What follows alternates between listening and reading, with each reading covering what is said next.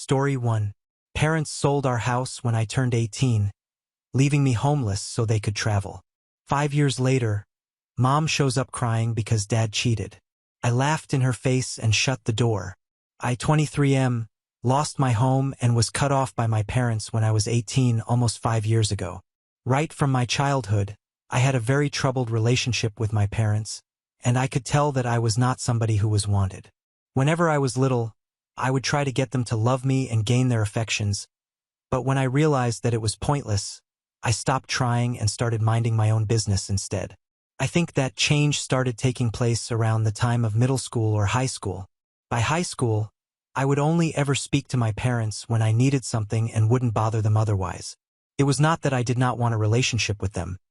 It's just that they had made it so obvious to me that they did not want a relationship with me that I felt bad even trying to bother them when I needed something, even though I knew that I could not rely on anybody else and I only had them. My dad was a pediatrician, and my mom used to teach science in middle school, so they were both pretty good with kids. It's pretty ironic how they were great with other people's children but not so much with their own. Anyway, by high school, I had decided that I was not going to bother by trying to win them over. We led very separate kinds of lives, and I would barely even see them. My dad would come back from home pretty late, and even though my mother would come back home around the same time as I did, we would not talk to each other. We did not even have any, and just stayed in our own rooms. I'm not even kidding. It was like sharing a house with strangers, to be honest. We had the absolute bare minimum of interactions, and that was it. I also knew that for college I would have to find my own way because on my 18th birthday, they had made it very clear to me that so far they had been there for me because, well, it was legally necessary for them to do so, but now since I was no longer a minor, I had to start making my own way in life. And they made it sound like they were encouraging me to be independent, but I knew what it really was about. They just wanted me to stop depending on them. They couldn't care less about whether I was independent or not. I hadn't applied to any colleges at that point since I had decided to take a gap year to try to build some capital. I knew that I would need money to survive, and until I had that, I couldn't even dream of going to college. So after I turned 18, I started looking for jobs, and soon enough I started working at a local supermarket. I did not get paid much, but it felt nice to finally earn something for myself.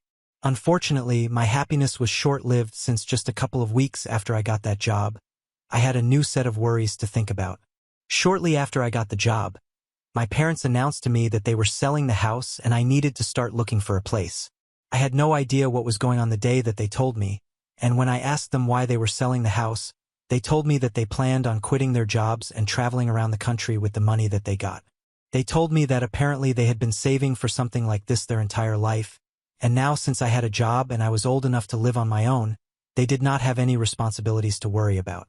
So they were doing what they had planned, and they were giving me a heads up so I could sort out my life accordingly. That put me in a really difficult situation because I had just started working, and I did not have enough money set aside to rent an apartment, not even if I had roommates to split it with, and I had barely started saving up money. At the rate that things were going, even if I lived on the streets, I still wouldn't have enough money to start college by the next year like I had planned. And my parents had dropped this bomb on me that I would be homeless if I didn't get a place of my own. I tried to talk it out with them and requested them not to sell the house and just put their plans on hold for at least a few months so I would have enough time to prepare myself and move out, but they were very stubborn and did not care about what I was going through. They told me that they had waited for this long enough. They were not putting off any of their plans anymore, and now what I was going to do was my problem and not theirs. My mother told me, "You are an adult now, and we don't need to take responsibility for what you do anymore. As for the house, that's our property, and we can do whatever we want with it. Where you live is not our concern anymore." These were her exact words, and I still remember them because it was just so incredibly hurtful and frustrating. The day that we had that discussion, I ended up getting into the fight of a lifetime with my parents, and after that I did not see them again. Neither did I hear from them, which is not surprising since I had known that they would never try to get back in touch with me once I had left. I told them they were terrible people and hoped that only terrible things happened to them since they would totally deserve it. I cursed them out, not even caring that they were my parents and much older than me.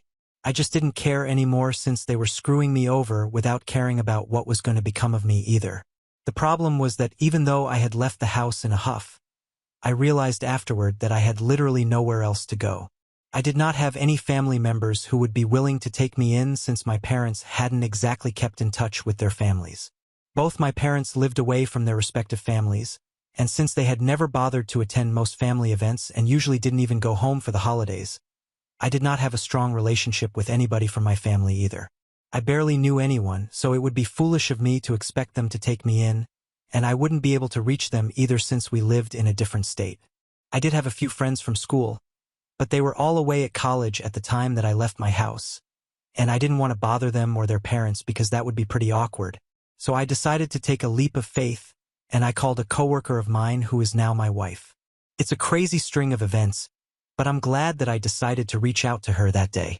At the supermarket where I worked, she was in charge of the makeup department there, and we had been flirting back and forth ever since I joined. We had become pretty good friends in a really short span of time and knew a lot about each other, and I knew that she also had a lot of issues with her parents, so I also knew that she would understand what I was going through. She was 2 years older than me, and just like me, she had not been able to go to college because her dad was an addict and her mother did not seem to care about anybody apart from herself. The moment she had turned 18, her father left the house and moved in with his brother, and her mother told her that she could not support her anymore. So that was her story, and since she was 18, she had been working so she could go to cosmetology school and become a professional makeup artist. So when I called her and told her about what I was going through, she told me to come over immediately and said that I could live with her.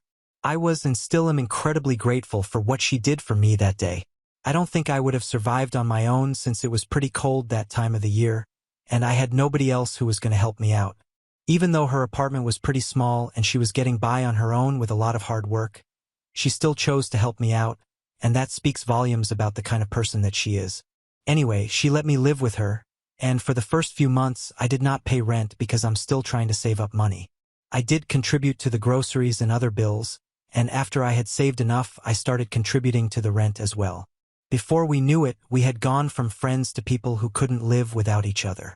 Initially, my plan was to work at the supermarket for about a year and a half, but after cutting ties with my parents and realizing that I didn't even have a place to stay, I started working harder, and I'm still working there but in a much better position. I applied for the position of floor supervisor, and thankfully, I got the job since I had been one of the most sincere and dedicated employees. So that's how it has been for the past year. I get paid decently, and my wife is now putting herself through cosmetology school finally while working part-time at the store. Things have been going well for us. We were happy until last week when my mother showed up unannounced.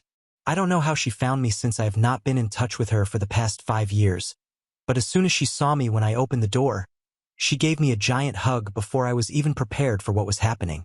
I had made the mistake of not looking through the door hole before I opened the door, and once I had regained my composure, I decided to ask her why she was there. She was already putting her bags down in front of our apartment, and when I asked her that question, she stopped and looked at me really sadly before telling me that she was back because my father had decided to leave her. She filled me in on what she and my dad had been up to in the past few years, and I'll try to keep it short. They basically just traveled the country for the first year and a half and then decided to get a job in a house in California. But a month ago, my father broke the news to my mom that he was having an affair with a waitress who worked at the restaurant near his office, and he was leaving her to be with the waitress instead. My mother believed that my father had lost his mind, and after a lot of fighting, she decided to choose her dignity and self-respect and come back home. But now she needed a place to stay because she needed to save money for the divorce procedure, and she didn't have a lot of time left before retirement, so she did not want to waste her money by looking for a place to live. So she decided that she was going to live with me without even asking me if I would be fine with it or not. And now that life had come full circle for me, I decided to repeat her very own words to her.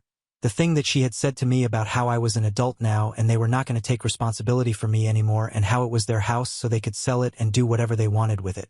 They did not take my consent for it and I would have to look out for myself. I know that since she needed my help, I told her that she was not my family anymore, so she had to look out for herself and this was my house so I could do whatever I wanted to do with it. I repeated those exact words to her with a huge smile on my face and then shut the door with a laugh. Probably the most satisfying thing I've done in my entire life. But my wife thinks that I went a little overboard and feels that I should give her another chance. She hasn't been fighting with me, but after she witnessed what happened the other day, she thinks that I was a little too hard on her and that I should at least think about it before I reject her. Her parents have passed away in the past few years. I guess that is where this is coming from, but nevertheless Aita for turning my mother away when she came back after 5 years to ask me to let her live with me. Update 1. I spoke to my wife about what she said.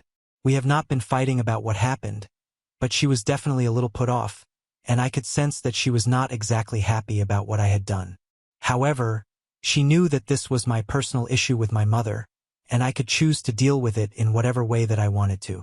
It was not exactly her place to comment on it, so she had been trying to restrain herself, but that was putting a lot of pressure on our relationship. And so yesterday, after making that and then reading a couple of comments on there, I decided to talk to her. I told her anything about my childhood and explained to her how my parents had always treated me badly, like I was a pariah in my own house, and I had even been okay with that. I always tried to make myself invisible, but even that was not enough for them, and they had to make things even more difficult for me, which is why I did not feel guilty in the slightest by turning away my mother when she needed my help. They had not even bothered to check on me for the past 5 years. Now she was only here she needed me to rescue her.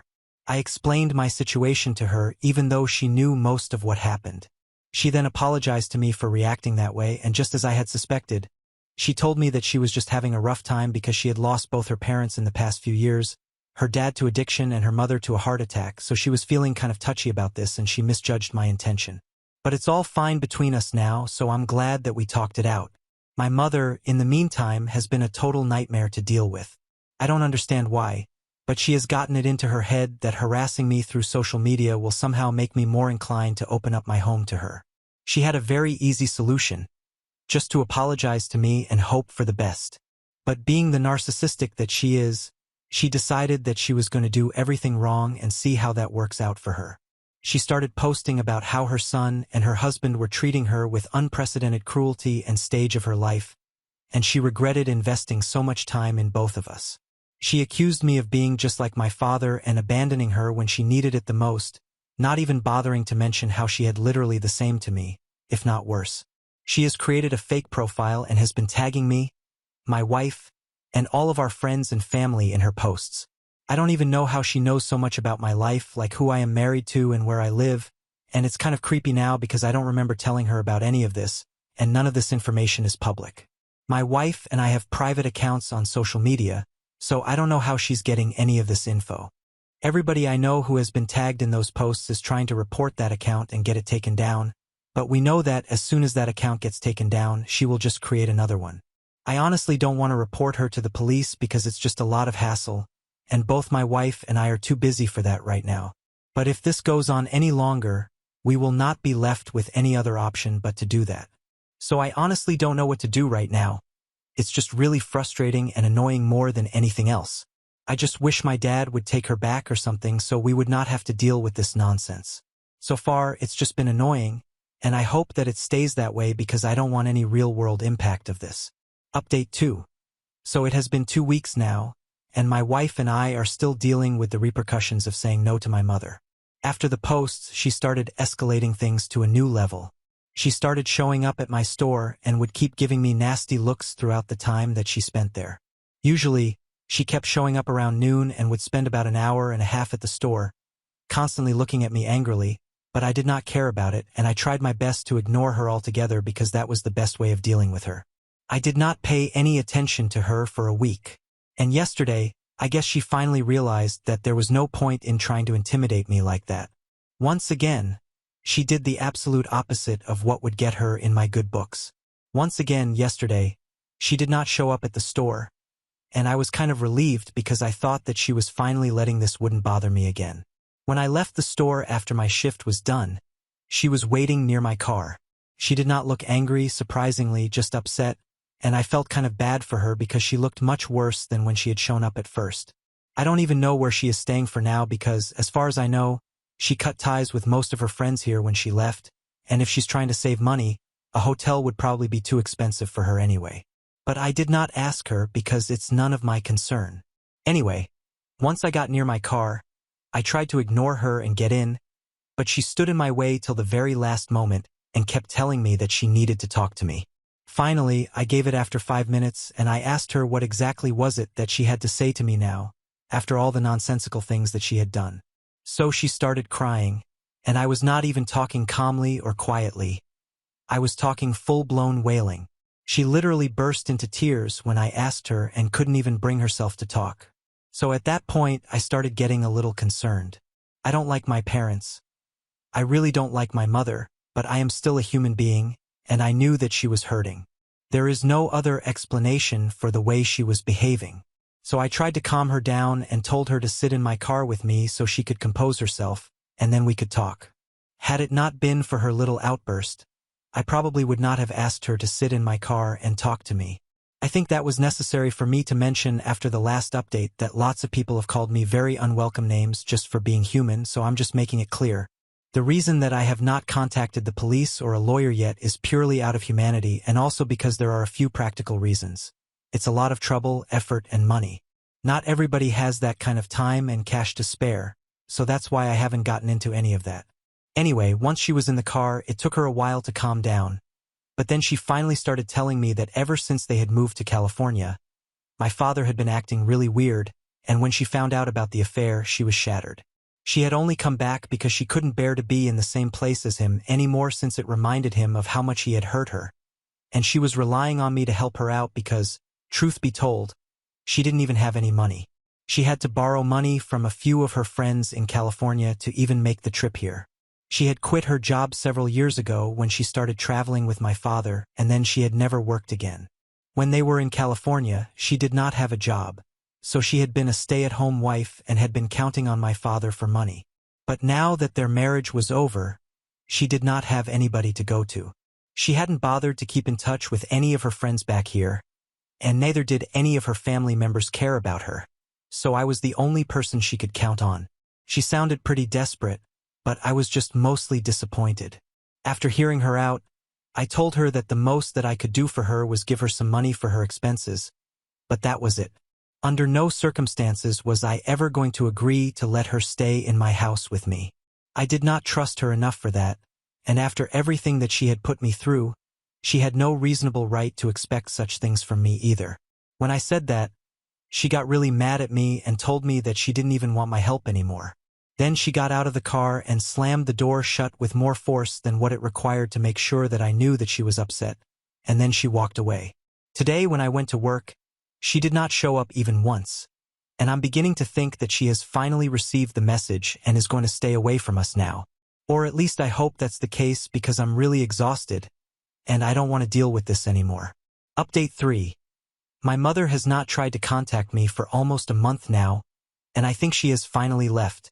I don't know exactly where she is, but at least I found out how she was able to get all of my information. I had an old account on Facebook which I haven't been using for the past couple of years since I forgot the password to it, and I have moved on to a new account because there was no other way to get it back since it was associated with an email which I don't use anymore. So I started anew with this new account, but unfortunately that last one was a public account, and I'm assuming that that's where my mother got most of her information from. I had tagged my friends in their photos which I had posted on that account, which is where she got those accounts from, and a lot of pictures of me in front of our apartment, and I hadn't bothered to censor anything, so I think that's how she found out where I was living. I didn't do anything about it because there was no point since now she already knows certain things about me, and I'm pretty positive that she will not try to get back in touch with me again.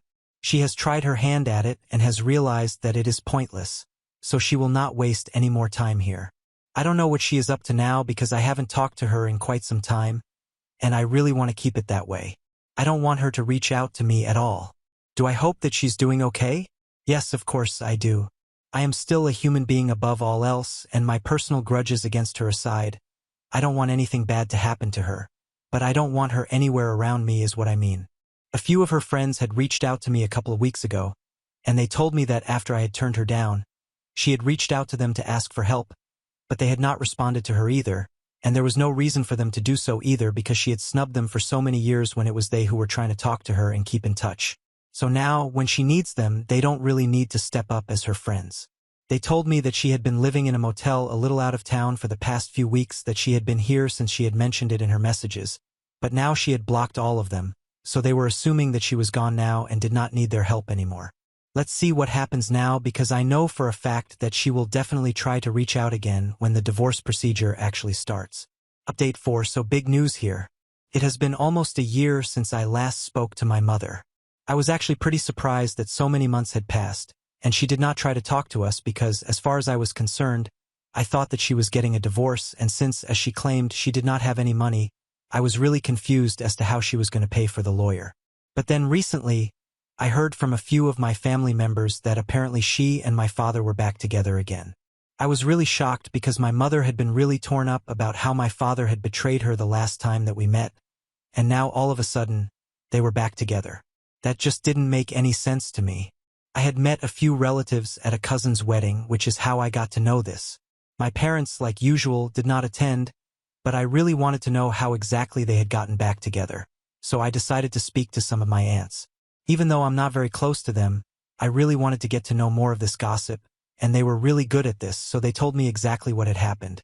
Apparently, a couple of weeks after my mother had gone back to my father, she had given him an ultimatum and told him that he could either file for a divorce, since he hadn't done that yet, or she would do it herself, and she would make sure that she did not spare him in the process. Thankfully for the two of them, my father had tried to talk to that waitress about marriage and had told her that he had left his wife for her, and the funniest bit is that she wasn't even interested in him like that. She was actually sleeping with a lot of other guys as well. My father just happened to be one of those idiots who had fallen for her, and once she cleared that up for him, he ended that relationship, and well, long story short, that's how my parents ended back up together. I am really happy for them since they deserve each other. Had they separated and ended up with other people, they would have probably ended up traumatizing the other ones for life, and nobody deserves to go through something like that, so it's better that they stick together. My wife and I had a great laugh over this, and I guess things ended up going pretty nicely for the two of them. Have become the laughing stock of the family, and that's precisely what I had expected from them. Now on to the next story. Story 2. Before we start, if you're enjoying this video so far, please consider liking and subscribing to the channel. Now let's continue. Mom abandoned me, so I exposed her lies to her rich ex and got the last laugh. I 16F have been living with my mom 38F since I was 13 and my dad passed away. My parents had never been married, but they'd worked out a living arrangement for me where I'd spent half of the month with my dad and the other with my dad. My dad had never been in any other serious relationship after my mom, and even if he had been, I didn't know about it, but my mother had a new boyfriend every 3 months, and it was pretty tiring for me as a kid to get used to it. I'm not shaming her, but I just didn't like it as a child. My dad passed away in an accident 3 years back, and since then I've been living with my mother permanently. Now that she has no child support and has to pay for all the expenses, I finally realize what an unpleasant and horrid woman she really is. She's constantly belittling me and reminding me how much it's costing her to raise me, as if it's my fault she hates me, and I know it. So I try to make myself scarce as much as possible, but it's not like I can stop existing just to please her. I've also realized a couple of things about my mom while living with her these past few years. She changes boyfriends frequently and keeps herself looking as young as possible to catfish them into being with her. She pretends she's in her late 20s or early 30s even though she's pushing 40 now, and all of her boyfriends are uber-rich young men who are with her just for her looks. It's fair because she's also with them just for their money. Personally, I don't approve of this lifestyle at all, but I can't complain because this is what is easy for her, and realistically a waitress can't afford the lifestyle that she wishes to lead. All I'm concerned about is that there's food on the table and that my tuition is paid consistently. That's all. So I keep to myself for the most part and have even taken up part-time jobs recently to make sure I don't have to rely on my mother all the time. A few days ago, I made a mistake and my mother kicked me out of her house. The mistake I made was also not even a big deal. I accidentally slipped up while her new boyfriend was visiting and told him that I was in my junior year when he asked me which year I was in. Yeah, I'm supposed to tell her boyfriends that I'm still in freshman year so that they don't think of her as old or whatever. That's the level of shallow my mom is. Her boyfriend didn't make a big deal out of it and didn't even seem to care. But after he left my mom and I got into a huge fight, which ended with her kicking me out. Not just kicked me out, but she actually told me that I was never allowed to come back and that I was on my own now. I couldn't even believe that she could be capable of such cruelty. But there it was. Luckily, I did have some friends, and I decided to go over to my best friend's place for that one night but ended up staying at their place. My best friend is my age, and she's been my friend since kindergarten. So I knew that I could help her and her family to help me out. I also got all the emotional support I needed from them and was able to continue going to school because of them. I'm always going to be grateful for that. I was sad, but I was also seething about what my mother had done. I'd resented her for years after my dad died, and nothing I ever did was good enough for her. I guess she just wanted to get rid of me somehow, which is why she picked a stupid little fight with me so she'd have an excuse to kick me out. A teen daughter probably ruined her whole young and hot persona, and she was afraid she wouldn't be able to find new boyfriends to live off of once I started looking older. I still have a chubby face which makes it hard to guess my age, but that's not going to last forever, and I'm pretty tall as well thanks to my dad's genes. She didn't want me around anyway, so my slip-up was just the excuse that she needed to throw me out. Unfortunately for her, I knew something about her that she kept trying her very best to hide.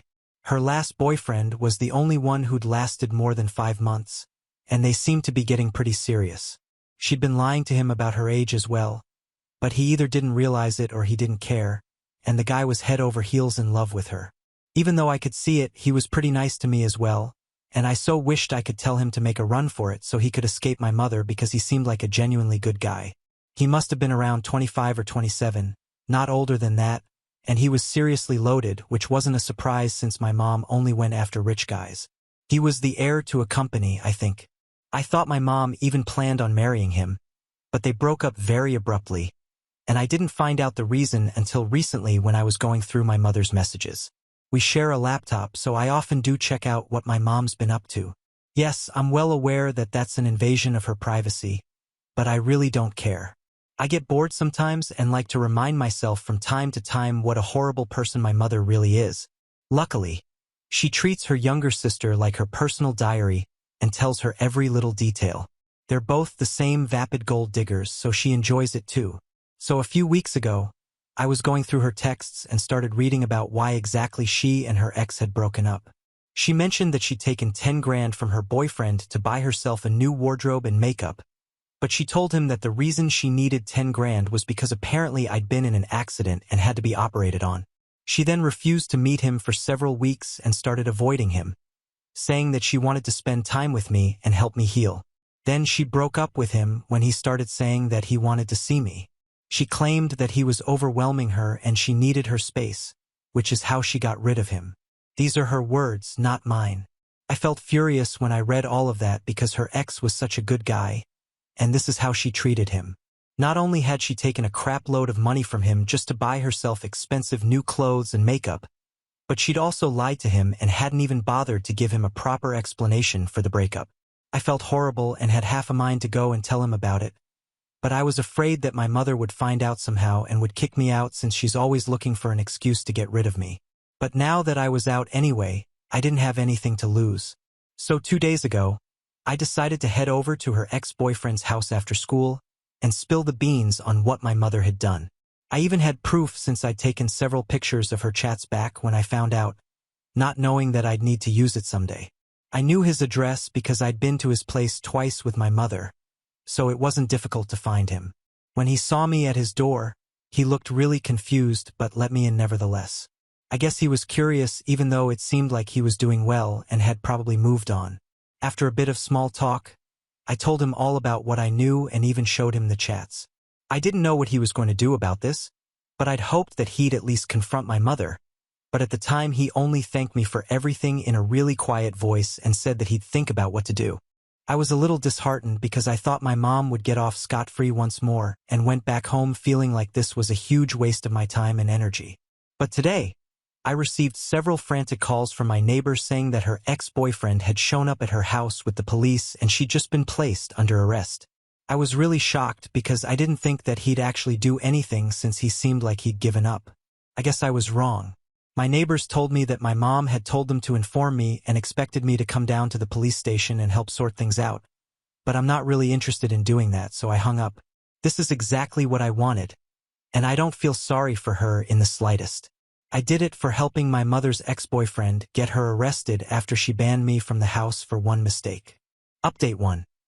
My mom had been arrested a few days back, and I'm guessing she's out on bail or something. I haven't really checked up on her because, like I said, I really don't care. My aunt, my mom's sister, did make it a point to try and make me feel guilty for the way I'm acting right now. But if anything, it just makes me feel like I'm doing the right thing. She sent me several long texts talking about how I'm an ungrateful brat and that my dad would be ashamed of me if he had been alive. That woman didn't even know my dad well. She'd probably met him once or twice in her entire life, so she was just trying to get me all emotional. I think she's also figured out that I must have been the one who sent those screenshots to my mom's ex because she said that I'd sold out my own mother over something so petty.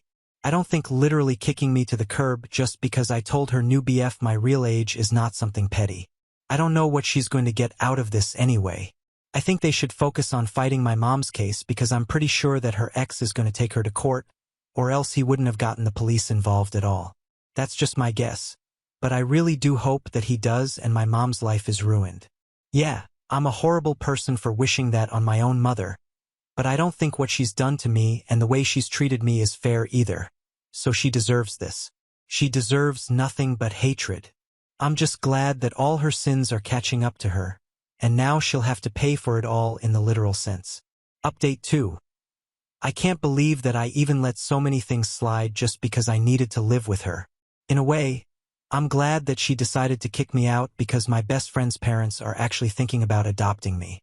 I'm over the moon about this, and so is my best friend. I already pretty much consider her a sister, so this is perfect. I'm just hoping my mother doesn't put up a fight when I have to ask her to sign her parental rights away. My mom's out on bail, and I guess her ex is indeed suing her. She was waiting for me right outside school today and demanded to speak to me in person. I didn't want her to embarrass me in front of my friend, so I agreed to speak to her.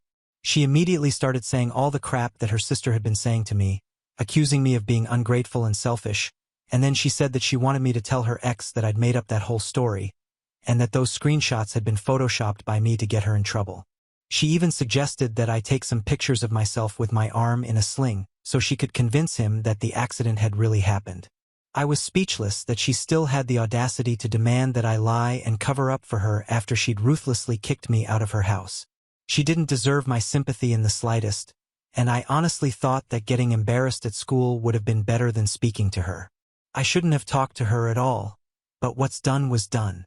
So I decided to be a little sneaky and said that I'd only do as she said if she agreed to let my best friend's parents adopt me and gave up her rights as a parent.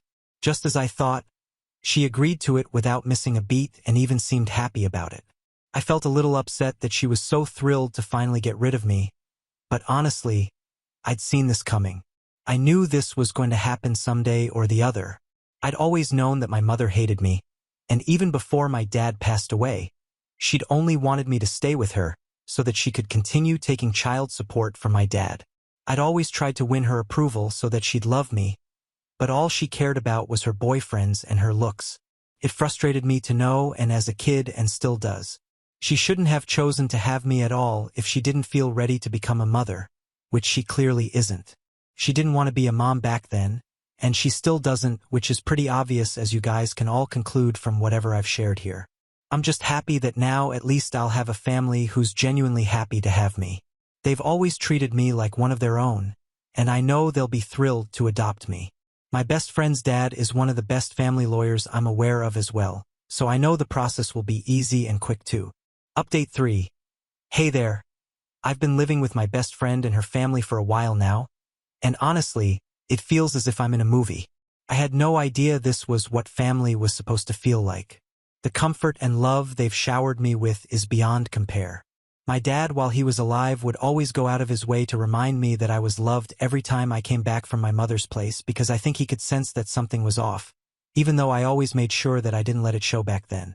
I used to think that my mother would love me someday in spite of all the signs that said otherwise, so I wanted to continue visiting her but would be disappointed every single time, and every single time my dad would try his best to put those broken pieces of me back together and make me feel like myself again. After his death, there was no one who'd do that for me except for my best friend, but we'd only meet at school and sometimes on the weekends. But now I feel like I found a new family, one that my father would love for me to be a part of, and I'm going to make sure that it happens. My best friend's dad has already prepared the legal documents, and if all goes well, They'll be able to adopt me soon. I've also been in touch with my mother and have been convincing her that I'll definitely convince her ex to leave her alone. But like I said, I'm not doing any of that. I'm just making sure she signs off on the termination of her parental rights first, and then I'll cut her out of my life forever. My best friend thinks it's a really clever plan and has been reassuring me that it's certainly going to work because I've been worried sick about all of this lately. Like I don't let it show at school, but my anxiety has been off the charts. My best friend wants me to tell her parents so that they can look into therapists and make sure I get the help I need. But I've made her promise that she's not going to breathe a word of this until I'm ready. The reason for that is that I don't want to overburden them. I know I just talked a lot about how they treat me like family, and they do really. I also know that they won't mind taking me to a therapist to get help, but I just don't want to feel guilty about making them run around so much. I know they're all working really hard for me, and I'm feeling both grateful and guilty. I don't know how to deal with this many emotions all at once, and that's why my anxiety has been really bad lately. I'm just praying that this all comes to an end soon. Update 4. So my mother signed the papers and she's no longer legally my parent now. I couldn't be happier about it. She was very pleased to sign it as well and even tried to act all friendly to my new adoptive parents as well. But they didn't reciprocate and were very curt, so she eventually took the hint. After that was done, she pulled me aside once again and asked me about when I was going to speak to her ex and take it all back out. I didn't want to ruin the day, so I told her very soon, and then she left. I'm still sticking to my earlier decision of not telling her ex a thing, and I'm low-key proud of how I dealt with this entire situation. I know it was very sneaky and mean, but I did whatever I had to get away from my mother once and for all. I don't think she even regrets whatever she did. She seemed perfectly at ease today because she knew that she was getting rid of me permanently, and now she was free to live her life the way she wanted to without worrying about me. Still stung, but I knew now that this wasn't my fault. I could have been the best goddamn daughter on this planet, and she still wouldn't have wanted me. So I was okay. At least I have people who truly want me by their side now, so I'm not losing out on anything, and I get to live with my best friend permanently. I guess she's my sister now for real, and it still feels so weird. I can't believe I have a whole new family, and even though it's just 2 years until I turn 18, I still want to make the most of it. After we came back home that day, we decided to celebrate with a cake and take out from my favorite restaurant, which was the perfect end to a perfect day. I can't wait to spend the rest of my days with the family that chose me. Update 5. Hey guys. I thought that the last update would be the last update, but I'm back again because something pretty messed up happened recently. So after my mother had signed the papers, I blocked her everywhere because I didn't want to keep in touch, and I definitely didn't want her to be able to have any access to me. For a couple of days, things were pretty normal and I didn't hear from her. Then out of the blue, I received an email from an email address I didn't recognize that reminded me to stick to my words and stay true to my promises. I knew instantly that it had to be my mother because who else would do something like this? I ignored it, but then she started texting and calling me from other numbers as well to convince me. I wanted to tell my parents, still feels weird to say that, but I'm trying to get used to it. But I was scared because this would also mean that I'd have to explain what I'd promised my mother in exchange for her to sign the papers without much of a fuss. I didn't know how they'd take that, so I decided to keep it to myself. But then just a few days back, my mother paid me a visit at school after school. My best friend and I were supposed to walk home, but I saw her waiting right outside, and she looked pissed. I didn't know what to do then and ended up having an anxiety attack right there. My mother's reappearance meant bad news, and I didn't want to deal with that just now. I couldn't think of what to do, and I was especially scared of disappointing my new family with my sly little stunt. So I ran back inside the school building while my best friend chased after me. I locked myself in the janitor's closet and refused to come out, and I think I must have accidentally passed out because of sheer panic because the next thing I remember is being carried out of the closet by my best friend's dad while she, her mom, and the principal looked on. By the time I got home, it was dark, and I was told to go to sleep. They didn't sound mad, but they didn't sound happy either, so I was really nervous, but I did manage to fall asleep after a while because I was mentally exhausted. The next day after I woke up and had breakfast, my family sat me down and told me that my best friend had told them everything, and they reassured me that they weren't mad at me but were concerned. I was actually kind of relieved that it was all out in the open now because I was tired of keeping secrets. Thank goodness my best friend decided that my well-being was more important than keeping our secrets and decided to spill, because after that we decided to file for a restraining order against my mother. They told me that they didn't think it was wrong of me at all to try and manipulate my mother into getting my way. In fact, they even thought that it was kind of clever since I just beat her at her own game, and she couldn't do anything about it now. So I was happy that they weren't disappointed by what I'd done. Anyway, we filed for a restraining order against my mother, and hopefully, I'll be able to get the longer one because I don't want her around me ever again. She's always had bad vibes and will continue to be that way. I've had enough of her. We're also looking into therapists around us because I have a lot of emotions to deal with given my past, and I'm happy that I'm finally getting the help that I need. I'll always be grateful to my best friend and my new family for reminding me what love and family mean once more, and I bet my dad would love this for me too. Now on to the next story. Story 3. Ex abandoned our newborn daughter and disappeared. After 3 years, she wants back in my life. My ex-girlfriend 26F and I 27M first got together 6 years ago, and from day one we got on like two peas in a pod. Then after 2.5 years together, she fell pregnant. We had spoken about kids before and we both wanted a family, but not after just 2 years together. We spoke about it a lot, asked a few of our friends that already have kids, and eventually decided to go for it. We also agreed that even if our relationship doesn't last, our child's well-being would always come first. Right before the lockdown in 2020, 3 weeks before the due date, we welcomed a perfect little girl, and both of us were completely infatuated. It was a big adjustment, but our girl was an angel, and we settled into parenthood rather quickly. Everything was going great at first, but 3 months later it all changed. I was working late when I got a text from my mother to tell me my girlfriend dropped our daughter off with her while she ran some errands. But 4 hours later she hadn't returned, and now she wasn't answering her phone. I called too, but she didn't answer me either. I got out of work, collected my daughter, and went home to find a note from my girlfriend. She said that she couldn't handle the stress of lockdown and the baby, and she just needed some time to clear her head. She also said not to call and that we would talk soon. But days turned to weeks with no contact from her or anyone else other than her sister, who visited her niece often but never mentioned my girlfriend. Fast forward 3 years, and my ex-girlfriend is slowly starting to reach out again.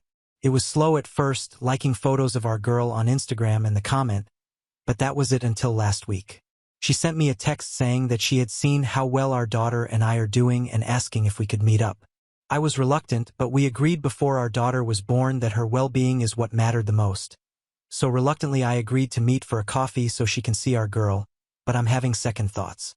How do I forgive her for walking out on me and, more importantly, on our daughter? Update 1. As agreed, my ex and I met up a few days ago in a local cafe, and I got there early to try and work out what I was going to say to her after 3 years. While I hadn't mentioned it in my original post, I had no intention of bringing our daughter along. My ex had contact numbers of my family members, so she was with a coworker, and when my ex arrived she was a little disappointed but not all that surprised to see I was alone. The next few minutes mainly consisted of small talk before we eventually addressed the enormous elephant in the room, where she had been hiding for 3 years of our daughter's life. She admitted that she had suffered a lot with postpartum depression, and she couldn't bear to show it in front of our girl. She acknowledged that leaving the way she did was wrong, but she wanted to be able to focus solely on herself while she got therapy. I asked why it took her 3 years to resurface. She sent a text for our daughter's first birthday, but that was it, and she broke down admitting that she was so scared of what I thought of her for disappearing. In a way, she was right to be scared, because while I could come to terms with being dumped, I was furious because she left our daughter. Throughout our conversation, I could tell she's grown a lot as a person over the last few years, which is something we spoke for well over an hour, and when I finally got up to leave she asked where we stood. I told her that I appreciate that she's been really trying to turn over a new leaf, but it's going to take time for me to fully move on. But as a show of good faith, I showed her a video of our girl. It's about 6-7 months old, but it's my favorite. It's her and one of my dad's cows mooing at each other. Just before I left, I got her phone number so we can maintain a bit of proper contact rather than through social media, and I agreed to send her a couple of photos of our girl. I appreciate all the advice I got last time, and I'm wondering where my ex and I go from here. My hope is that we can coexist and maintain a healthy friendship for our daughter's sake. But after what happened before, it's hard to fully trust my ex. What do you guys think? Side note, 2 things I didn't mention to my ex. 1. I have zero intentions of rekindling our relationship. I'm open to co-parenting if she can prove she's not going to pull another disappearing act. But that's it. I really loved her once, but I'm a different person now, and that ship has well and truly sailed. 2. At one point I considered putting our girl up for adoption. She was about 9 months at the time. I was mentally and emotionally drained, work was stressing me out, and coming home to my daughter just didn't give me any joy. As much as I love her, I was going through the process, but one night I looked in at her in her crib. She looked back at me, and the look on her little face, a cute little smile and her blue eyes shining like I was her whole world, it told me that things would get better. So I canceled the adoption and never looked back. Update 2. It's been a few weeks, so I thought I'd give another update regarding progress with my ex. First off, thanks to everyone for the advice and support. It's been such a huge help. So down to business. For my ex's request, I accompanied her to a session with her therapist, and she reassured me that she and my ex have made good progress. But she still has some issues to work through, specifically her relationship with her parents. She told me they separated and her mother had a temper, but I didn't know how bad it really was. After the session, my ex left and I hung on for a minute to ask her therapist for her opinion regarding reintroducing my daughter to my ex. She recommended holding off for now and offered me a free session to talk about it, so I'm going to see her next week. On a more positive note, my daughter started preschool 2 weeks ago, is already making friends, and has been absolutely loving life, and I sent my ex a few photos of our girl to show some support, so things are looking up. Thanks again to everyone that has commented so far. The support I got has been incredible, makes the struggle of raising a child alone a little better. Now on to the next story. Story 4. Mal thought I was a pathetic divorce and brought my ex to ruin my wedding even though I got a restraining order against him and threatened legal action when we tried to cut contact with her.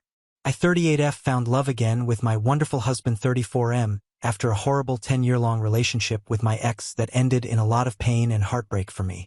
I had honestly given up on love and relationships and expected myself to become a crazy cat lady when I met my husband at a friend's wedding.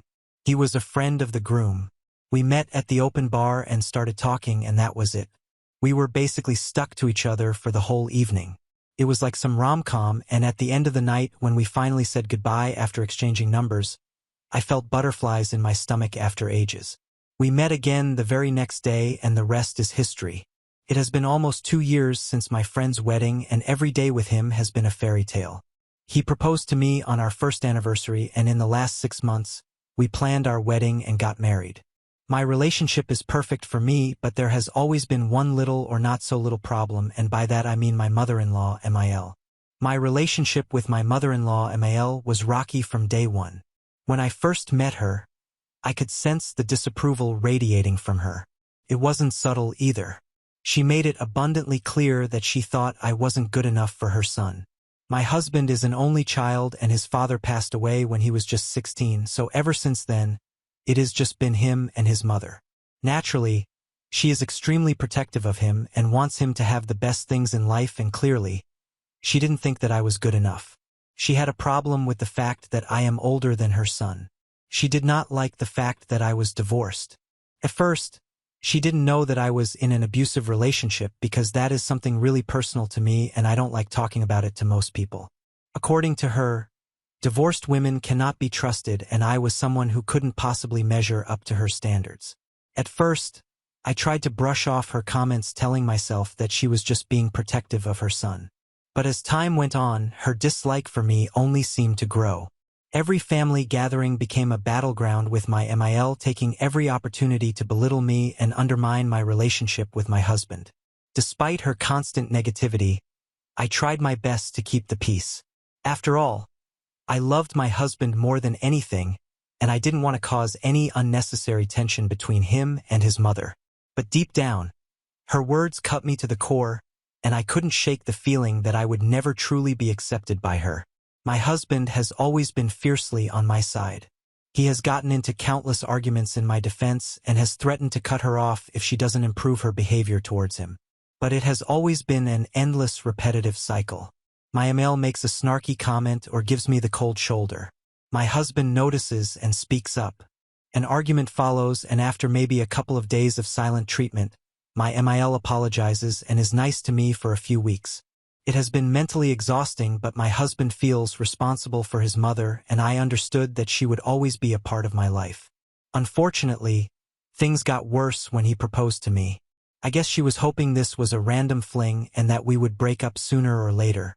She even asked him if I was pregnant and said that even if I was, he didn't have to marry me.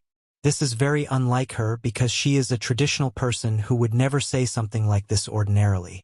My husband actually thought she was joking at first and laughed it off. He asked her if he could have her wedding ring to propose to me, and she had a complete meltdown. She started the same old rant about me being used goods and unlucky, and my husband got so angry at her that he told her that I was abused in my last marriage and didn't deserve such cruelty over something that wasn't my fault. I guess he hoped that hearing about the abuse would make her change her mind about me and treat me more kindly, but it just backfired. She started saying things like how women like me lie about such things to get men in trouble and he should be careful about trusting me. At that point, he gave up any hope of her seeing reason and acting sane. At the end of the day, he just gave up and bought a new ring for me that he proposed with. I wasn't aware of this, and my husband only told me about this very recently after our wedding. He apologized to me for speaking about my past in my absence. I didn't mind at all because I knew he was just trying to do his best for me, and that's all I cared about. From the engagement to the wedding, we purposefully avoided my MIL. My husband did see her a few times, but he made sure that I didn't come across her once. It went to the point where I actually noticed and asked him why he was not letting us meet at all, but he just brushed me aside, saying stuff like he didn't want her to upset me by saying something stupid as usual. That made sense to me. Now I know that he was protecting me from those ugly allegations. Fast forward to our wedding day. I had dreamed of this moment for as long as I could remember. Walking down the aisle towards the man of my dreams, surrounded by our loved ones, ready to embark on a new chapter together. Everything was perfect until it wasn't. My wedding was an outdoor garden wedding, and there was unexpected rain in the morning, so I was really stressed from the beginning. The rain stopped by the afternoon, and my lovely wedding planners managed to get the decor and everything in place, so I was finally starting to be less stressed about the day. I know that at almost 40 it shouldn't be such a big deal for me, but I just wanted to have my perfect day after all that my last marriage put me through. I walked down the aisle with my dad, and it was just like my dreams. I was the happiest bride and couldn't wait to say my vows.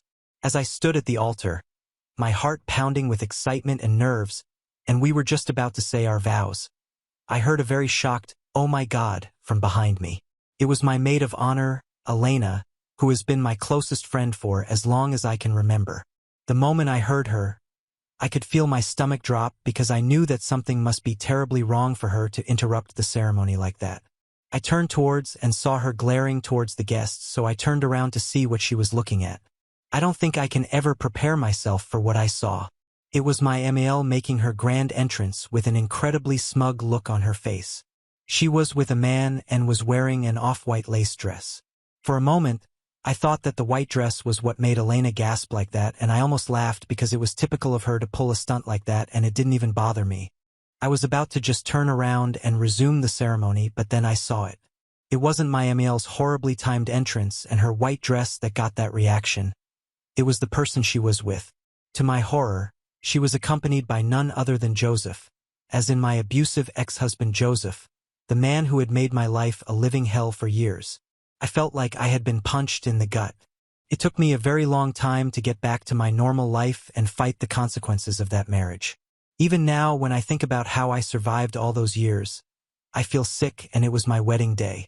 I was finally starting the best chapter of my life, and he was there again. I was simply terrified. For a moment, I even forgot where I was. I felt like I had been transported back to the past and could not even see my actual surroundings. Elena could see what I was going through and came next to me and held my hand, and it was only then that I came back to reality. How could she do this to me? How could she bring him here knowing the pain and trauma he had caused me? I wanted to scream, to run away and never look back. My husband was extremely concerned and kept asking me what was wrong, but I couldn't speak.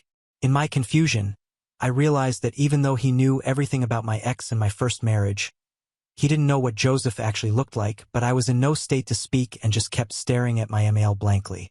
I saw Elena say something to my husband, but I didn't hear what she said, and before I could do anything, my husband, my rock, sprang into action. He didn't hesitate for a second. With a determined look in his eyes, he marched over to his mother and my ex, and in a voice that broke no argument, he told them to leave. It was like something out of a movie. The tension in the room was palpable, and I held my breath waiting for what would happen next. My MIL, of course, refused to leave and said that she had a right to stay and watch her son getting married. He told her that he had been very patient with her so far, but she had taken things too far this time. He said that if she didn't leave immediately, we would call the cops on her. She said that we can't do that because she had done nothing wrong. At that point, I felt actually sick and needed to sit down. My bridesmaids and my mom were doing all that they could to calm me down. I wasn't even aware of all the things that were happening there because I had to sit down and breathe. My bridesmaids were incredible, and I'm so grateful to them for handling the situation in the best way possible. They're the ones who actually told me how things went down because of that moment my head wasn't working. The only thing I could hear was my own heart beating faster than it has ever. The only part of the conversation I actually heard was what my husband did after that. He told my MIL that he would call the police on her for bringing someone I have a restraining order against near me, and that if she didn't want things to turn ugly then she should leave. It was my ex who spoke after that. I hadn't heard his voice in years, but the moment he spoke up, I got literal chills down my spine. I felt like I was about to puke. My ex then said that the cops could not do anything because the restraining order I had against him had expired and the law couldn't do anything about it. The sinking feeling returned to my stomach. Somehow, in the middle of the wedding planning in my new life, I had completely forgotten about that. My ex continued talking and told my husband he should be glad his mother was looking out for him by not letting him marry me because I would ruin his life just like I ruined his own. There were actual gasps from the guests. I couldn't believe what was happening to what was supposed to be the best day of my life. He tried to say something again, but before he could utter a single word, my husband literally ran over to where he was and punched him in the face. That was it.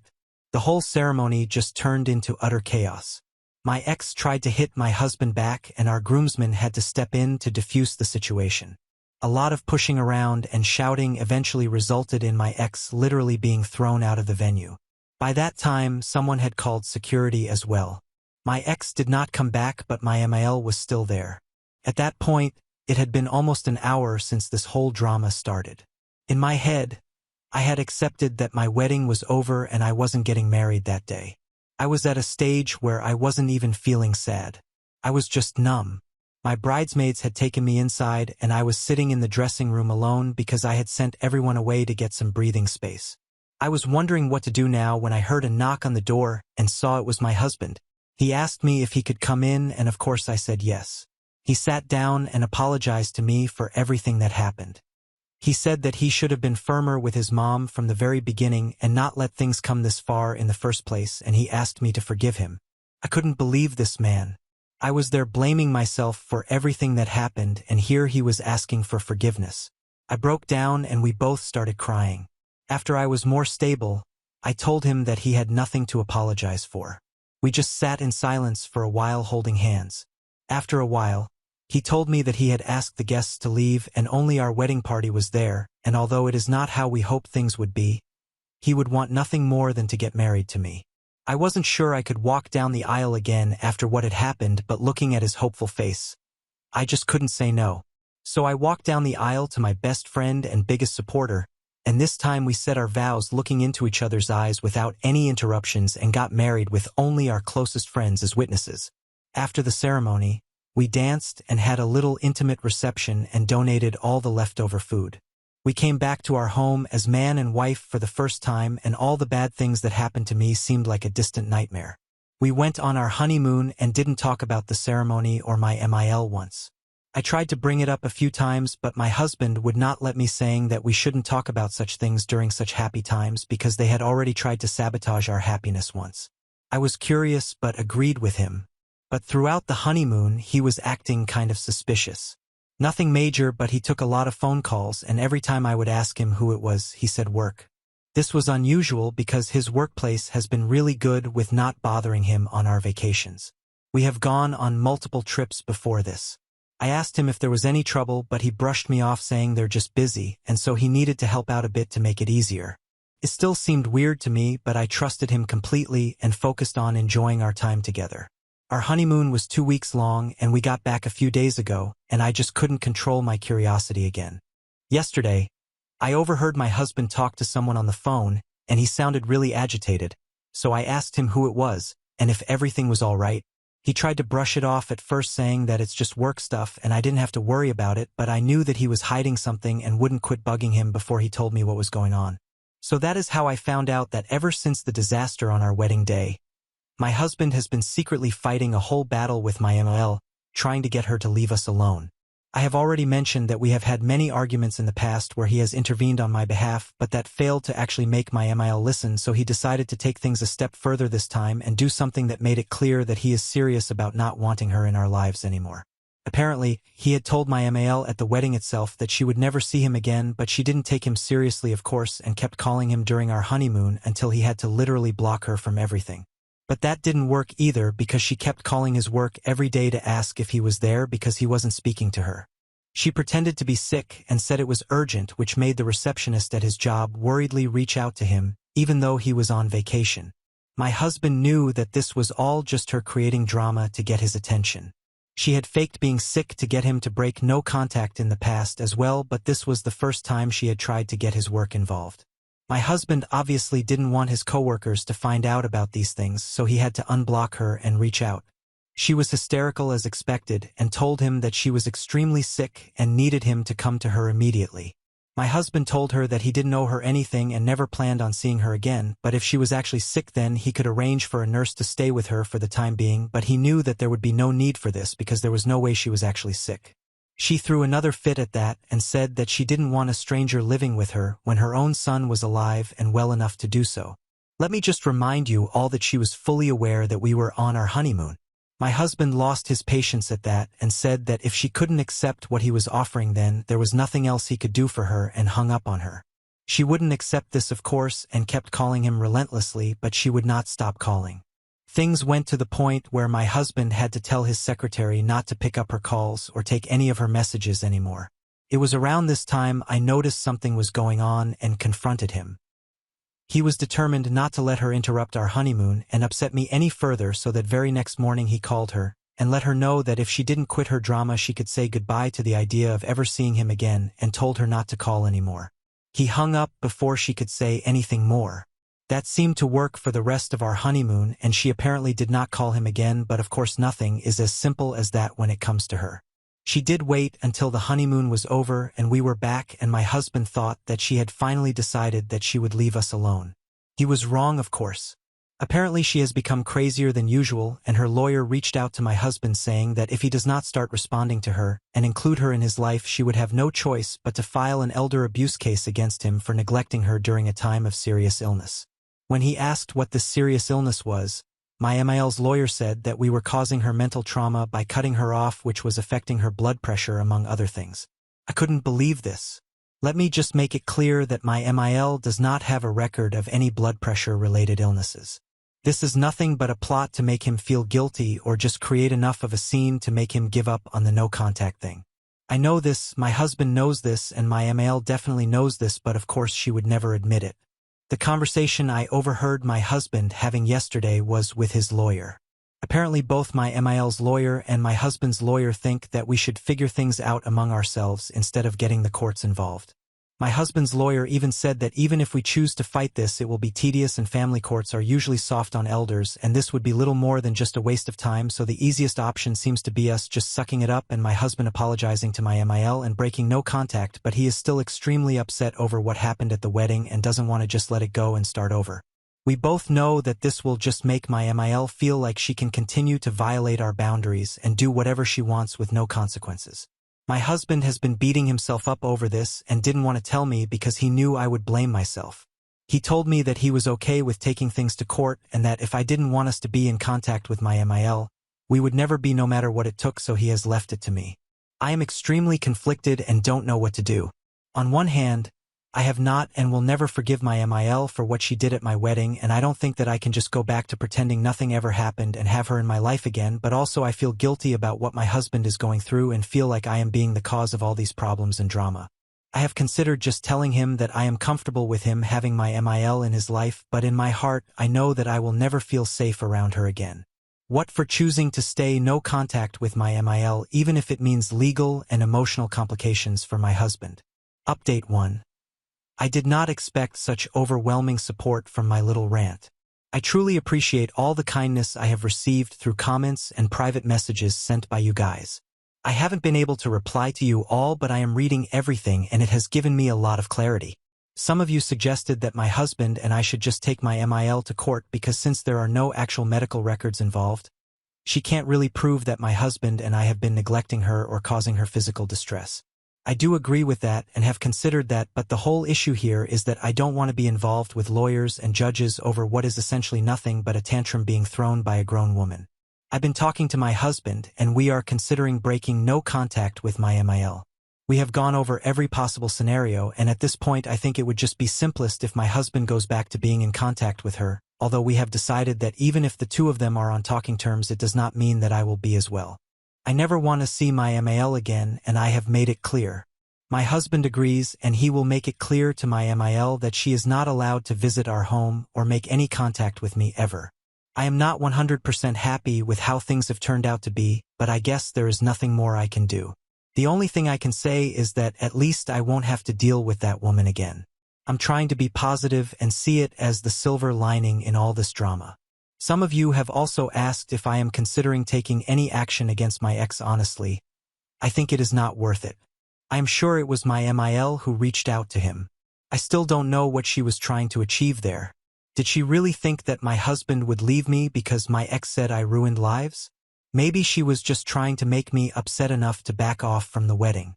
I have spoken to my Lord lawyer and she thinks it would be complicated to renew the restraining order because apart from the wedding he has not done anything since the divorce, and even at the wedding it can be argued that he did not actively do something to harm me. More than all of that, though, I don't want to see him ever again, and unless he tries to do something ever again I just want to avoid him for as long as I can anyway. My husband is going to reach out to my MIL and meet her. I hope she agrees to leave me out of it because if not I don't know what we're supposed to do. Update 2. So things didn't go as well as we were hoping they would. I knew we were being too hopeful. My husband told him that he would be in contact with her and visit her regularly, but she wasn't welcome in our house anymore. My MIL threw another tantrum at that and said that I was isolating her and that if he allows me to act this way then when we have kids I wouldn't let her see them and rob her of her grandchildren. My husband was honestly too amazed at how she jumped to those conclusions to even say anything. He told her the truth that we hadn't even thought of having kids anytime soon, and there was no point in basing this decision based on something that may not even happen for years. Of course MIL wasn't happy with this and said that this was another way I was mentally abusing her and isolating her. My husband lost temper at this and told her that none of this would have happened if she hadn't pulled its stunt at our wedding. My husband wouldn't tell me what she said about that, but after a lot of pleading he told me that she said she was trying to show him the reality of what kind of a woman I was to protect him from marrying me. My husband lost his temper at that and walked out. He said that it doesn't matter what she does anymore and that we're done with her. We are prepared to waste our time and money at courts and on lawyers if it means that she won't be in our lives anymore. Update 3. I posted a couple of months ago about my crazy MIL sabotaging my wedding and then trying to blackmail me and my husband into forgetting everything she did and letting her back into our lives. I have an update about the situation if anyone is still interested. When my husband told my MIL that she should go ahead and call her lawyer, she thought he was bluffing and wouldn't really let things go that far, but we were serious, and the next time she tried to reach out to him, he told her to only contact us through our lawyer. That made her really offended and she started to show up at our house randomly to try and get a hold of him. It got to a point where I was scared of opening the door just in case I would see her standing there. It was not a pleasant situation to say the least. My husband and I were talking about our options in this situation, and one particularly frustrating day I just told him that maybe we should move without telling her. I was not even serious when I said that, but the moment I did, we looked at each other and felt that it could really improve things for us. Thankfully, we both have a good amount of savings, so we could afford to move out to a rented place while the house was being seen by buyers. We contacted a realtor, put up a for sale sign and moved almost overnight. We knew my MIL would see the sign and freak out. We settled into our tiny two-bedroom without even unpacking much, because we knew our house wouldn't be too hard to sell, and started looking for a new place. Sure enough, 2 days into moving out, our lawyer called us to say that she was being bombarded with questions.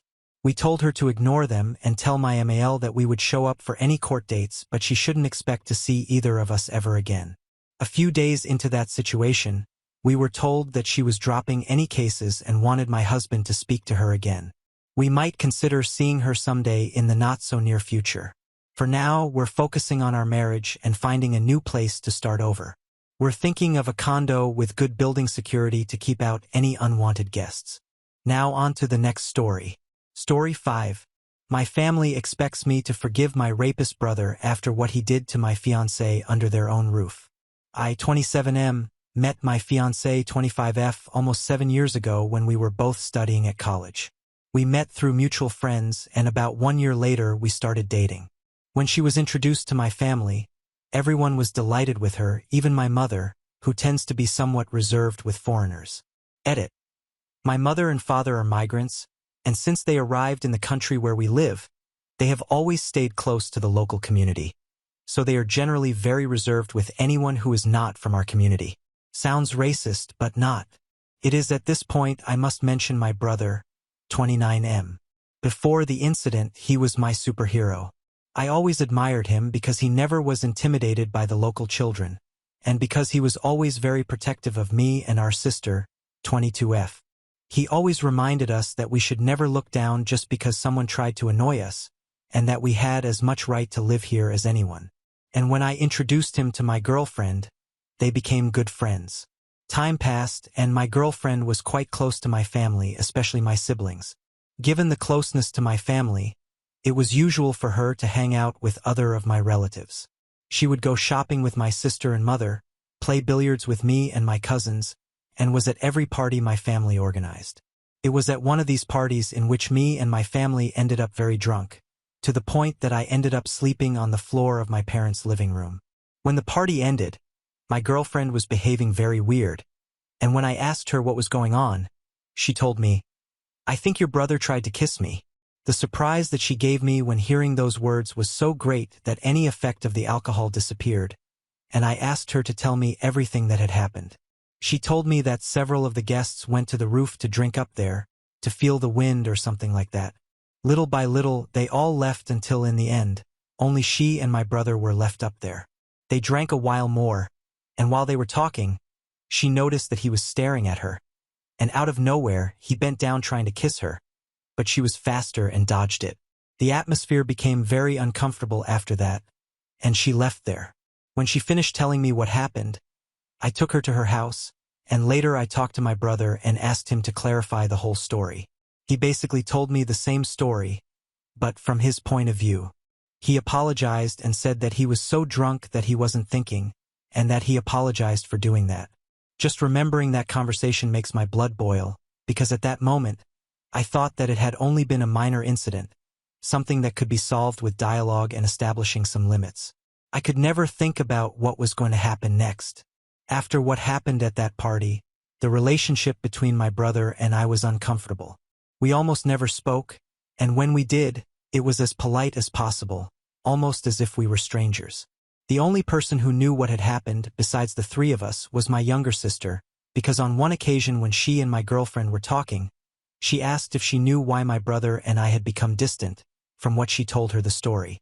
My girlfriend and I decided not to comment on the rest of my family, because we didn't want the relationship to fracture further. After a few months after that, my family organized a party where they invited a lot of people. Friends, family, and people from our community. It was at that party where my girlfriend and my brother met again. At that point, I thought that enough time had passed since the kiss incident, and that it could be the first step for things to return to normal. At some point during the party, I lost track of my girlfriend, and I started looking for her. I looked for her for a while without seeing her, so I assumed that maybe she was with my sister. But something passed through my head that I decided to look upstairs. While I was going up the stairs, I started to hear strange noises in one of the rooms, and when I opened the door, my brother was pushing my girlfriend against the bed, covering her mouth, and trying to put her hand under her dress, while she was trying to fight back. I didn't think twice about it, and as soon as I saw them, I pounced on my brother and started beating him. My girlfriend left the room as quickly as she could and went downstairs to ask for help. When my father and uncles came up, I was still beating the out of my brother. His face was full of blood, as was my knuckles. My father was the one who had to separate us, but I kept insulting him and hitting him. In the end, he was able to separate us, and then he took me out of the room while my uncles checked how bad my brother was. Outside the room, my father asked me what the hell had happened to make me act like that. It took me a while to be able to formulate words, but finally, I told him that I had just seen that my brother had tried to abuse my girlfriend. My dad, I know, was in shock for a while.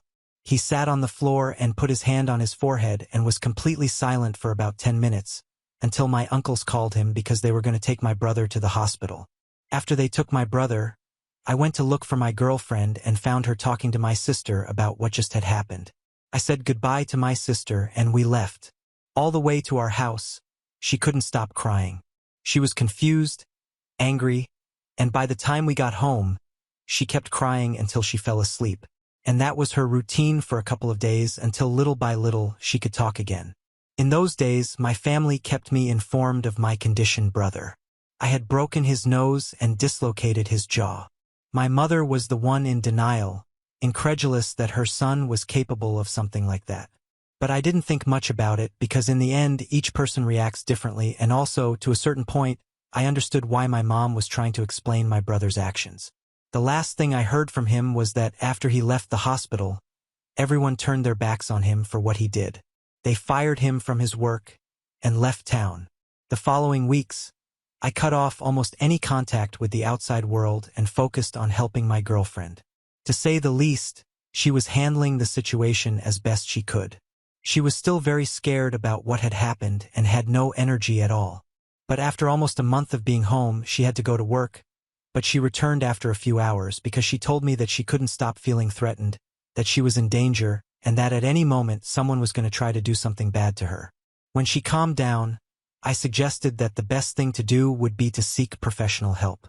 And although the idea did not seem the best to her at first, she ended up accepting it, and it really was the best for both of us.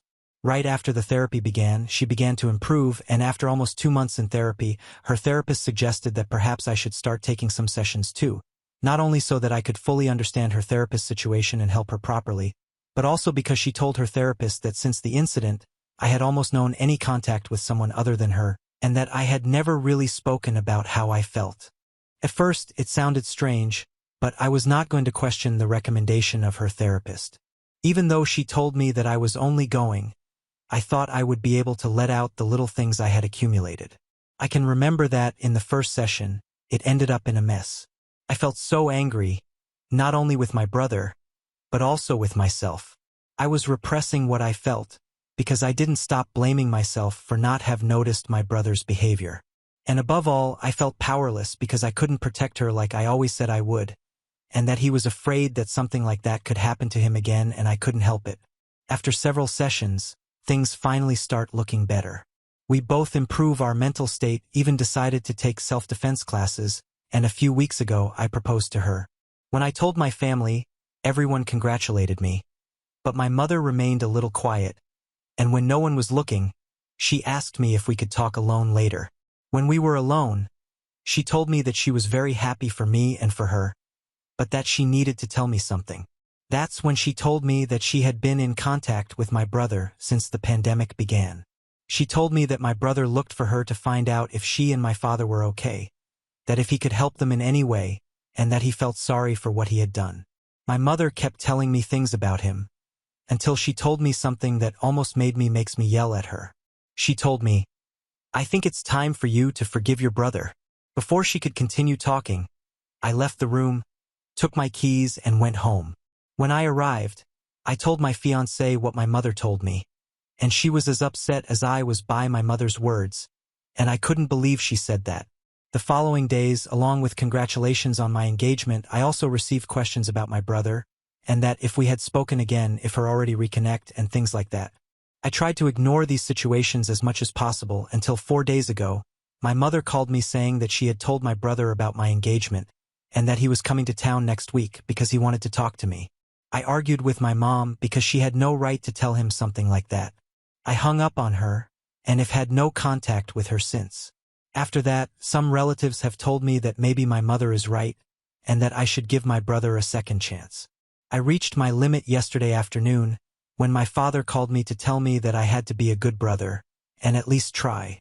Even my father asks me to forgive my brother for what he did.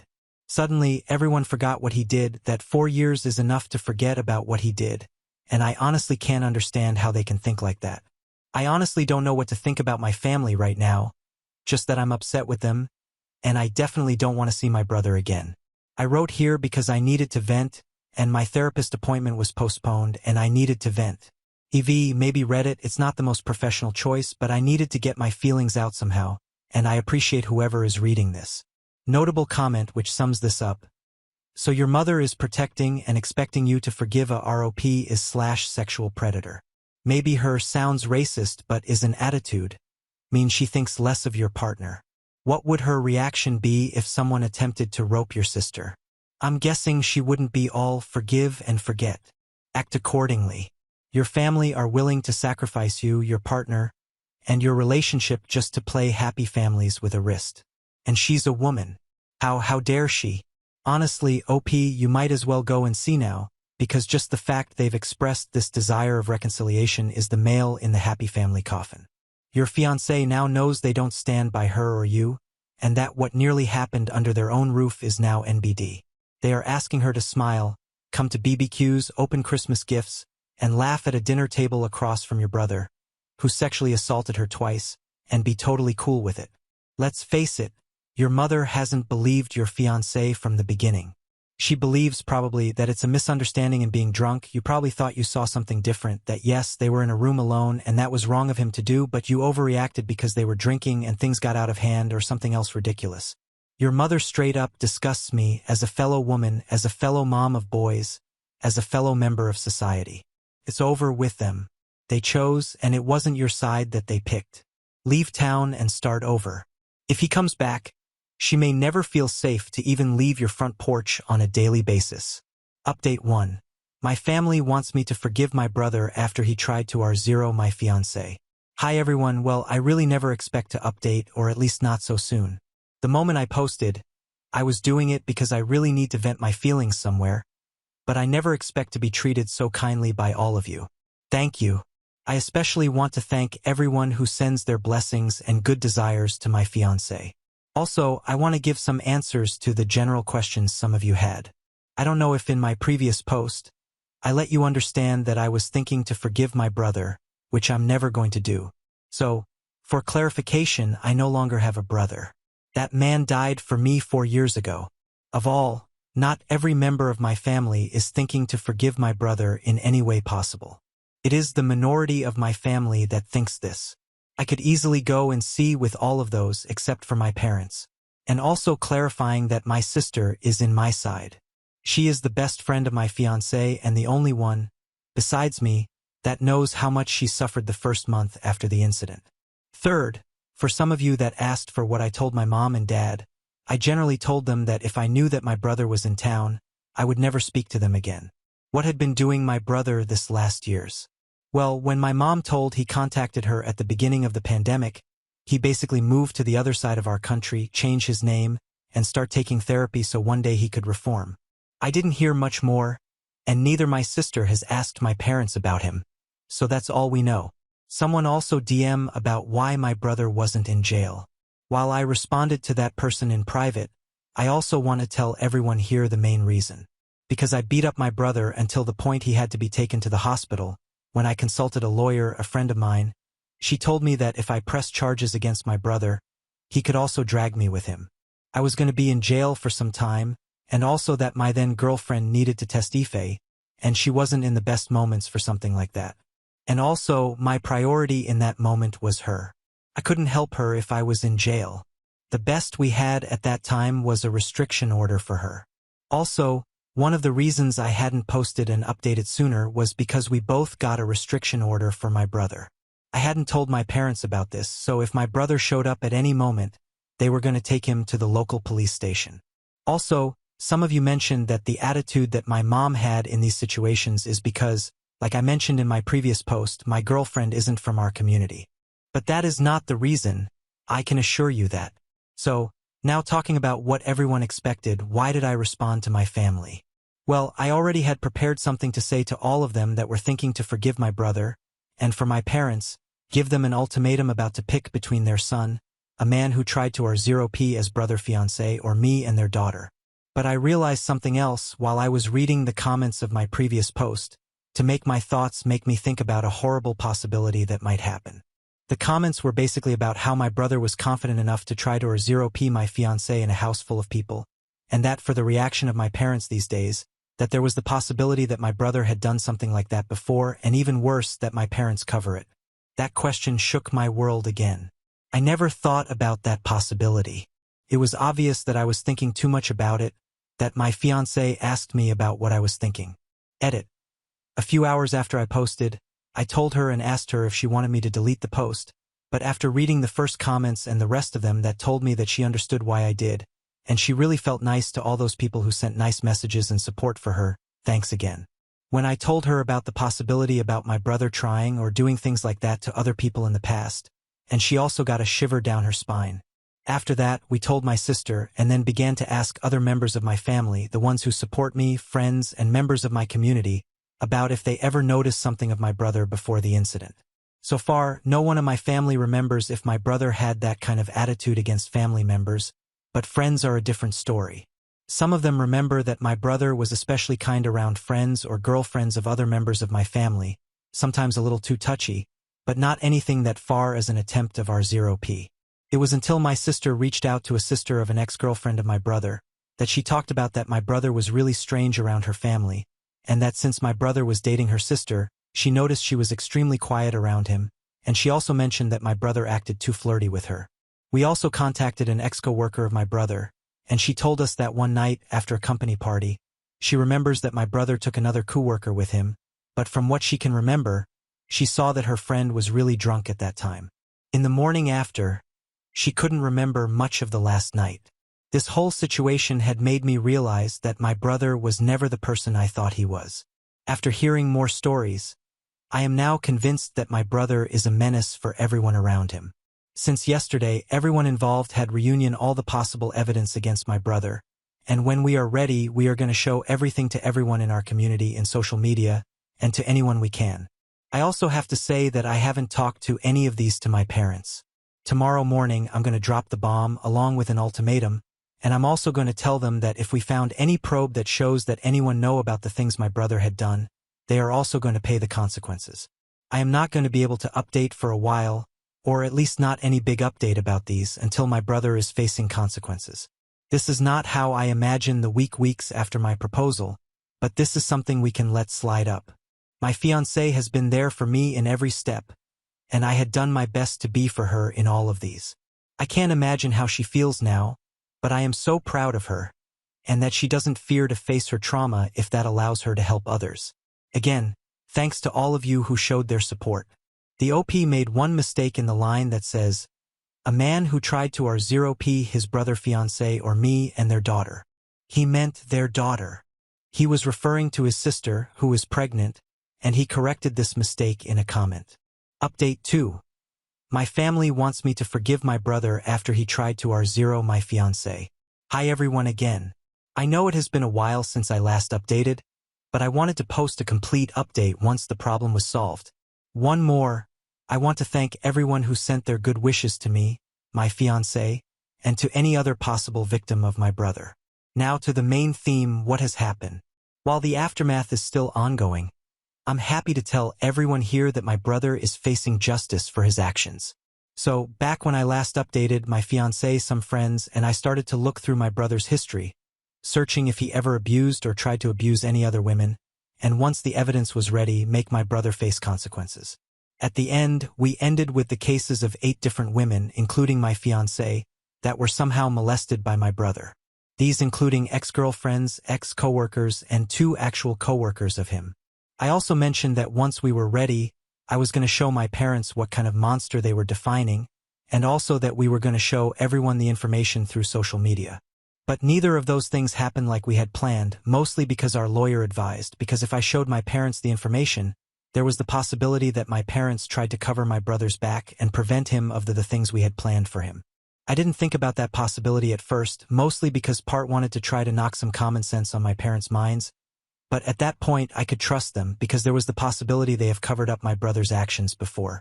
And that spreading the information through social media was something that my brother could use in his favor by claiming defamation, and that basically would complicate things needlessly. So the confrontation with my parents would have to wait.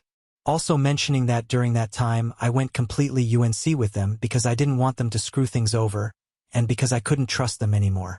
Here I have to mention sister, she took one for the team, and all this time, she pretended with them to be in a neutral position, while in reality she was helping me and my fiancé. During that time, my sister learned more things about the time my brother was gone. The main things she learned were these. After the incident in the party, my brother basically moved to the other side of the country because he had a friend over there, because my family had common sense at that time and turned his back against him. When he started to live there, he basically told everyone the history that his family had disowned him because they found out he was having an affair with his brother's girlfriend. Yes, they had the audacity to tell that story. Talking about my fiancé, since I mentioned before, there was no police file because the night of the incident, I basically sent him to the hospital, and because of that, we couldn't proceed with legal actions without my brother dragging me with him. That's why brother was able to get a job and rebuild his life. My brother first contacted my parents at the end of 2021, the worst part of the pandemic in my country, and since then, he and my mother have maintained regular contact. She and my father even visited him a few times. And finally, maybe the worst, well, it turns out, during those years, my brother has a daughter. Basically, his daughter was the result of a one-night stand. He basically got a girl pregnant in April of 2021. They agreed to co-parent because neither of them wanted to get married. And finally, in December of that same year, they had my niece. My brother introduced them to my parents and sister 2 weeks before all the evidence was ready. And when she gave me the notice, it was like a bowl of cold water splashing against my face. At first, I couldn't believe what my sister told me, but she showed me pictures of them. For that instant, my world trembled again, because now not only my family has to face the truth, but also his family. But then I realized that child was another reason to continue to seek for it, because we couldn't risk her of her mom to be in contact with my brother. Once again, my fiancé and I were there for each other. If this whole situation has been difficult for me, I can't imagine what is for her. I am able to fully understand how it is to overcome a traumatic experience like what she lived, and be capable to revive it to help others. The minimum I can do for her is to be with her in every step on this whole process. Finally, after all of these, the day arrived. My brother was in my parents' house when the police showed up, and according to my sister, it wasn't pretty. It only took the police knocking on the door for my brother to start running, and the police poly finally catched him. He tried to fight back ended with him being tossed and adding the charge of aggression against a police officer. After 2 days in lockdown, my brother was sent to prison. During the process of the trial was a whole process in and outside the court. During the trial, 2 of the women who were assaulted by my brother broke down in tears while they were testifying. My fiancée was able to maintain a straight face during her testimony, but after we were alone, she started sobbing and started sobbing with her, but I was able to calm her that moment. And when my parents and my sister showed up to testify were the moments I broke down. That man finally was facing justice, but he had already done so much damage. I feel like many of the girls won't be able to fully forget, but rather learn to live with a trauma. It was the hardest week of my life, but finally, after so many time, my brother was found guilty of 8 charges. He is going to be the rest of his life in prison. Of course, he tried to at least drag me with him because of the excessive use of self-defense force, words of his lawyer, but the judge dismissed the accusation. As for my niece, the mother was originally in denial, but after showing her the evidence, she was more than willing to help us in all of these. As for my parents and those who supported my brother, it is going to be hard to never seeing them again, mostly my parents, but I can't trust them not anymore. And while I'm losing a part of my family, my future seems bright beside the women I love. Now I feel like a weight has been lifted, not only for me and my fiancé, but for all the other women who were harmed by my brother. I can only express my gratitude and my admiration for all those women, and also for every person who shared a similar story in the comments of my previous posts. To all those women and men who have ever been victims of something as horrible as this, I give you my best wishes so that you can live a peaceful life. And for all those who have afraid to speak, I can tell you that you are not alone. This situation showed me that there are more good people than bad, and that there will always be someone willing to extend their hand to help. I hope that my fiancé's story can reach the right ears and help to those who need it. I feel that a stage of our life has ended, but at the end, I feel like it is a new beginning for everyone who deserves it. Now that the excuse of a human being brother is finally sent to jail, this story is flared as concluded. Honestly, what were a family thinking trying to forgive someone for doing an act that could give somebody PTSD? I hope Up cuts his losses and has a beautiful journey with his fiancée. Now on to the next story.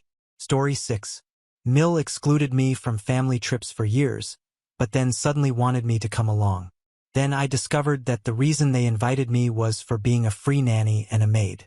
I, 29F, have been with my husband Ryan, 33M, for 4 years, married for 2, and everything's always been great between us except for one thing.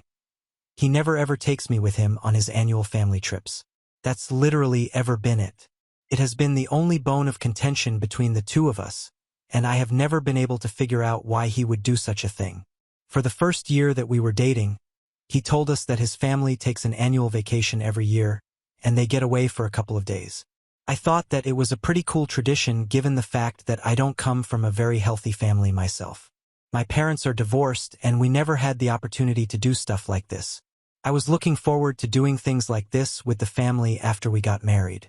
The second year of us being together, I expected him to ask me to accompany him because we had been together for quite some time, we were pretty serious, and were even living together, but he did not ask me, and I found it a bit awkward. But after that, I did not think much and figured that maybe he was waiting for us to get married so we could go on these trips. But even last year, after we had been married for a couple of months, he did not ask me to accompany him. That was when I was pretty disappointed, and before he left, I decided to ask him why he hadn't invited me to come with them on the trip. He seemed very confused and told me that he had just assumed that I would not want to accompany them. I don't know why he would do such a thing because I had repeatedly told him that I liked the idea of such family trips together and would have loved to be a part of one. He knew that I was a child of divorce and had a weird childhood, so I enjoyed doing things like this. It was not even as though I did not get along well with his family. His parents loved me, and so did his older sister, her husband, and kids, so I got along well with everyone. I did not understand why he did not think I would want to come along with him. We had a discussion about it last year, and we got into a fight before he left for the trip because even after I had expressed my interest in being part of it, he had still not invited me to come along. I was feeling very insulted by that, so because of how upset I was, I decided to confront him and pick a fight about it because I thought that it was totally necessary for me to get to the bottom of it. So a couple of days before he was supposed to leave for the trip with his family, we fought, and I asked him why he had still not invited me to come along, even after I had expressed my interest in being a part of this, because as my husband, he should have known that I wanted to go along with him and spend time with him and his family. And he finally told me that it was not just that he had assumed that I would not want to accompany him, there was also the fact that his family was not entirely comfortable with me accompanying them.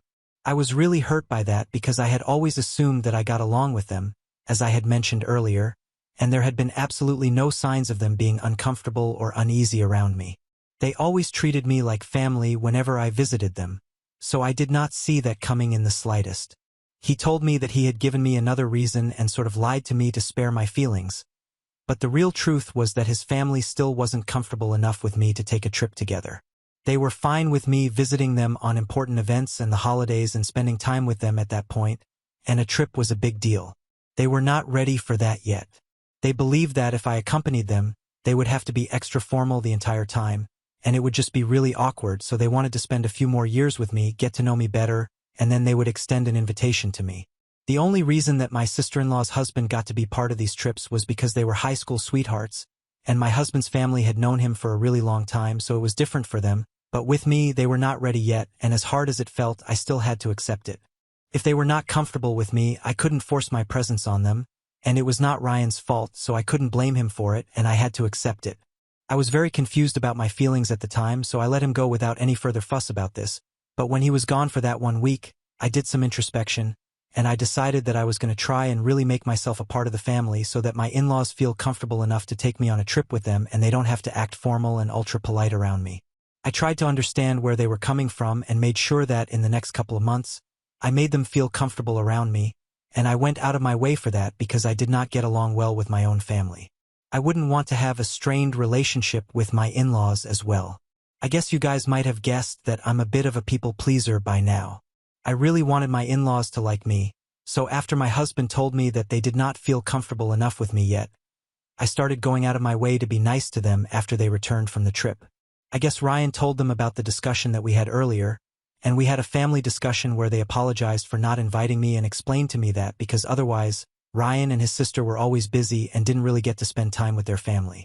Ryan is an investment banker, which is a taxing job, and his sister and her husband are in the medical field, so they're also pretty busy most of the time. They do get together with their parents every once in a while, but they have always had this tradition, and they wanted to follow through on it.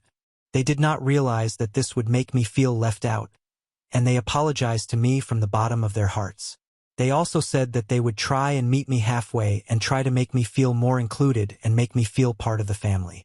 It was a much-needed discussion, and after that, I decided to try and get to know them independently as well, which is what I meant when I said I started going out of my way. Even if my husband wouldn't be visiting his parents, I would still try and make it a point to go see them every once in at least 2 weeks, and whenever I would visit them, we would have a nice time together, at least that's what I thought was happening. They seemed to be enjoying my company. I think anybody else in my place would have felt the same way because they put on false happy faces, and it was really hard to decide whether they were acting or not. Anyway, I had assumed that they were having a nice time with me, and they enjoyed my visits, so I kept doing it. I would not be there all the time, of course, but occasionally. They had said that they would try to meet me halfway and make me feel part of the family, so I had no reason to assume that they were getting annoyed by these visits, but apparently that's the reason that they gave my husband this year, as they refused to invite me yet again, and that pretty much broke my heart because I had really tried to be a part of the family and be there for them as their daughter-in-law, and yet all of that went in vain. This happened a couple of days ago, and when I found out about it, I was heartbroken because I had really felt that my in-laws and I were getting along well, and I could expect to be a part of the family trip this year. Last week, Ryan told me that they had finally decided that the family was going to California this year for the annual vacation. I was really excited because I thought that I was going to be part of that trip this year, but then he went on talking about it and mentioned nothing about me. So when I asked him if I would be part of the trip this year or not, he seemed kind of upset and said that his parents hadn't mentioned anything about it, but I knew that he was lying. So after some convincing, he finally told me that his parents had said that they were kind of done with me apparently, as I had been visiting them a little too frequently, and they needed some space. They believed that I had been trying way too hard and was kind of forcing my presence on them, even when they had made it very clear that they needed some space. I did not know what they were talking about because they had not made anything clear, and every time that I visited them or spoke to them, they seemed to have been enjoying it. I told Ryan about it, and he told me that he had tried to convince his parents, but they were pretty stubborn about this and said that I was not welcome this year. I was very upset, and I got into a huge fight with Ryan because I wanted him not to go on the trip as well if I couldn't go, because I thought that his parents were being very unfair to me. Earlier, they had told me that they would try to include me in things and get to know me, which is why I had tried so hard to build a relationship with them, and now they were acting as if I was the one who was bothering them.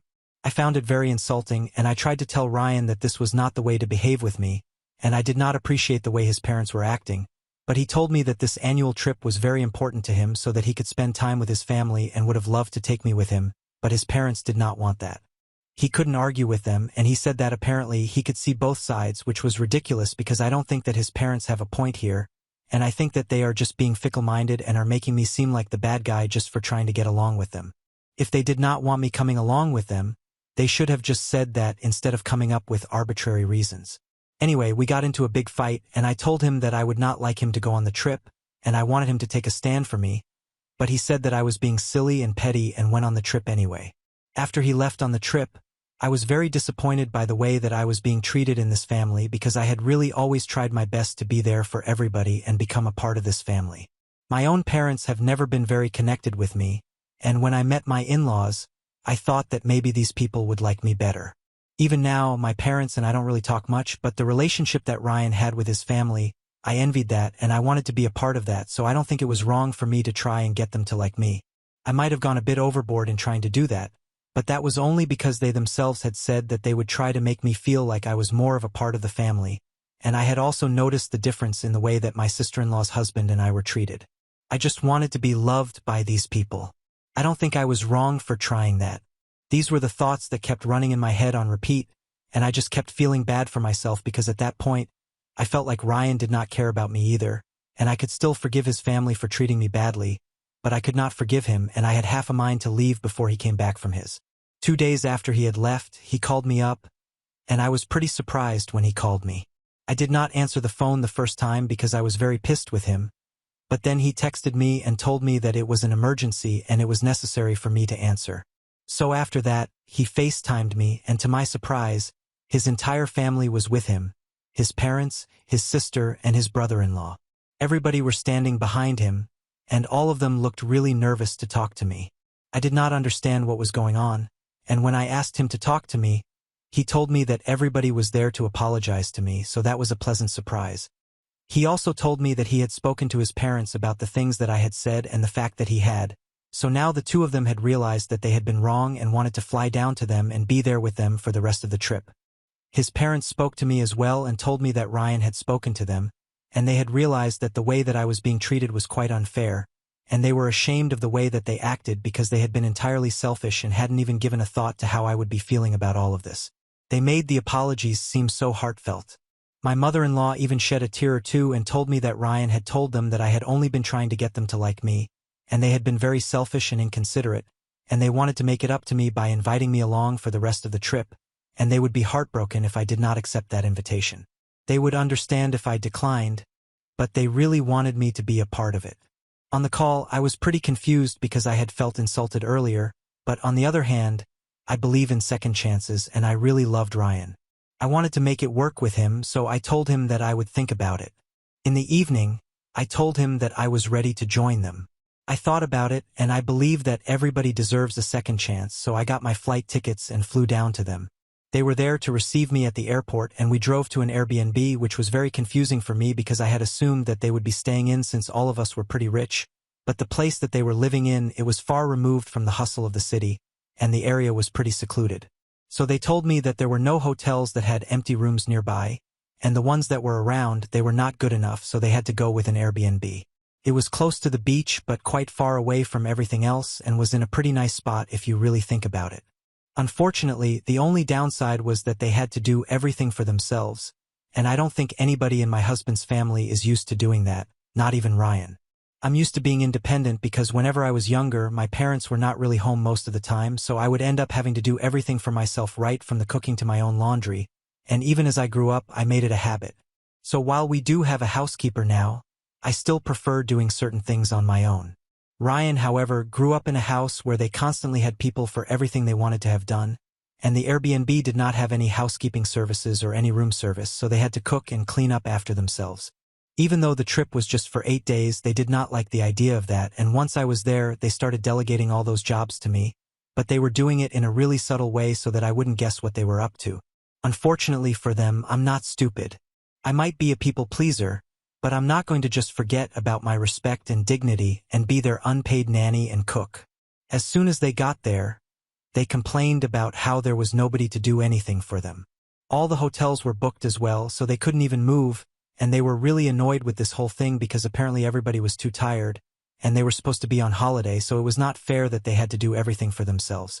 I could understand what they were trying to hint at, and then they started trying to delegate the work to me, pretended like they were going to help me out as well, but said that since I was apparently the best at all of this, they were looking forward to having me around, and then they made the mistake of saying that the next morning they would be leaving for a bit of sightseeing and requested that I stay with my sister-in-law's kids.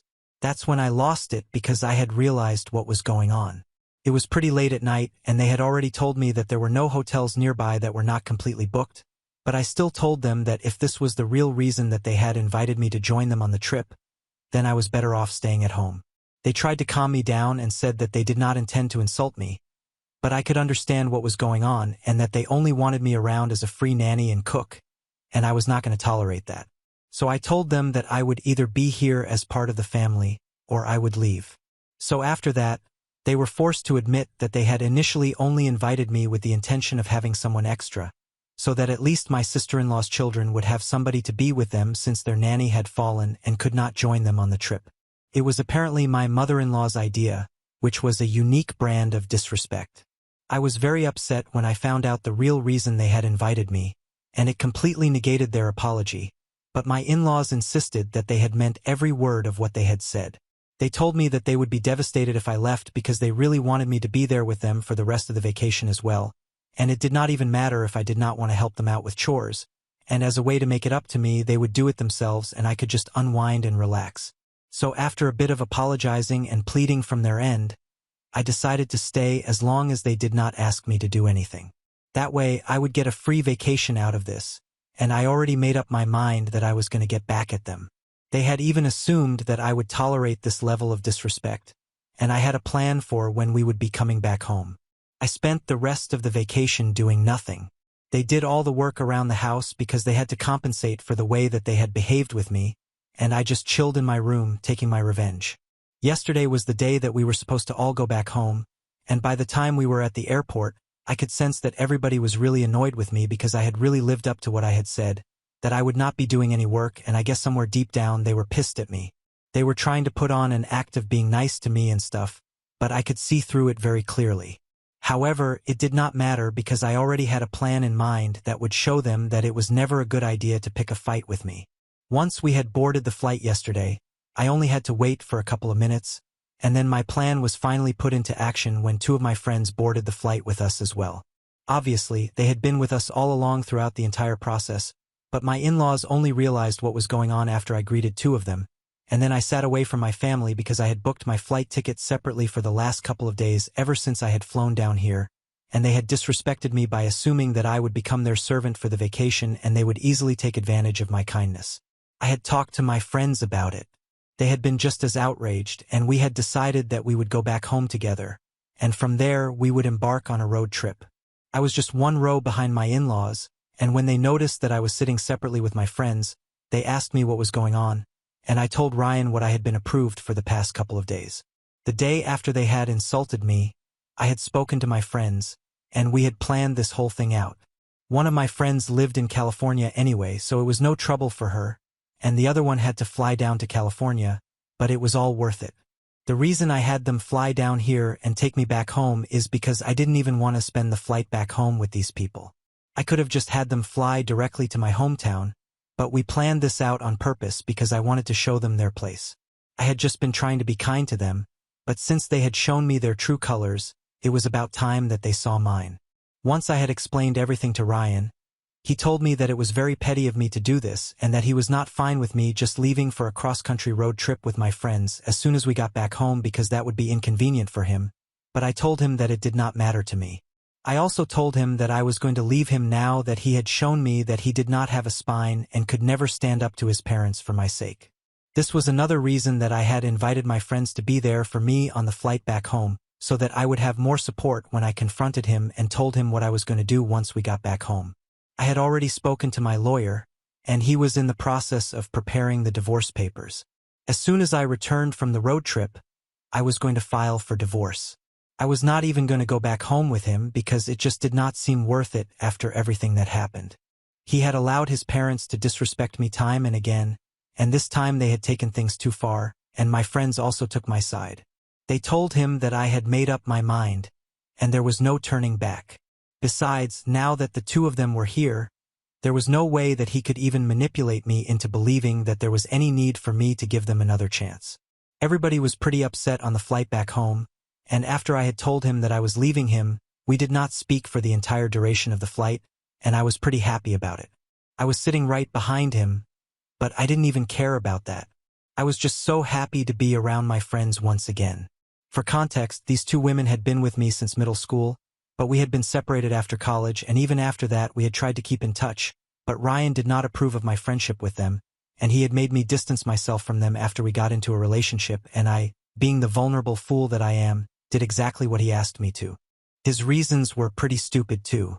He just believed that these two women were a little too manipulative, and he thought that I had become a doormat for the two of them, and I believed him.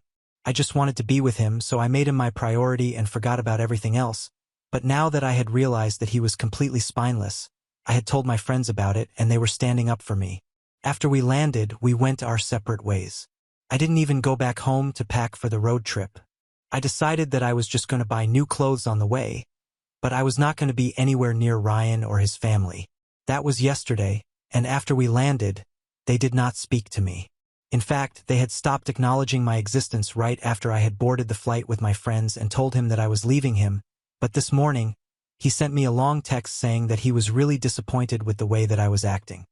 He told me that he acknowledged and was ready to accept the fact that his parents were being horrible to me and that it had been wrong of him not to stand up for me, but apparently he wanted me to think about this from his perspective as well, and that these were his parents.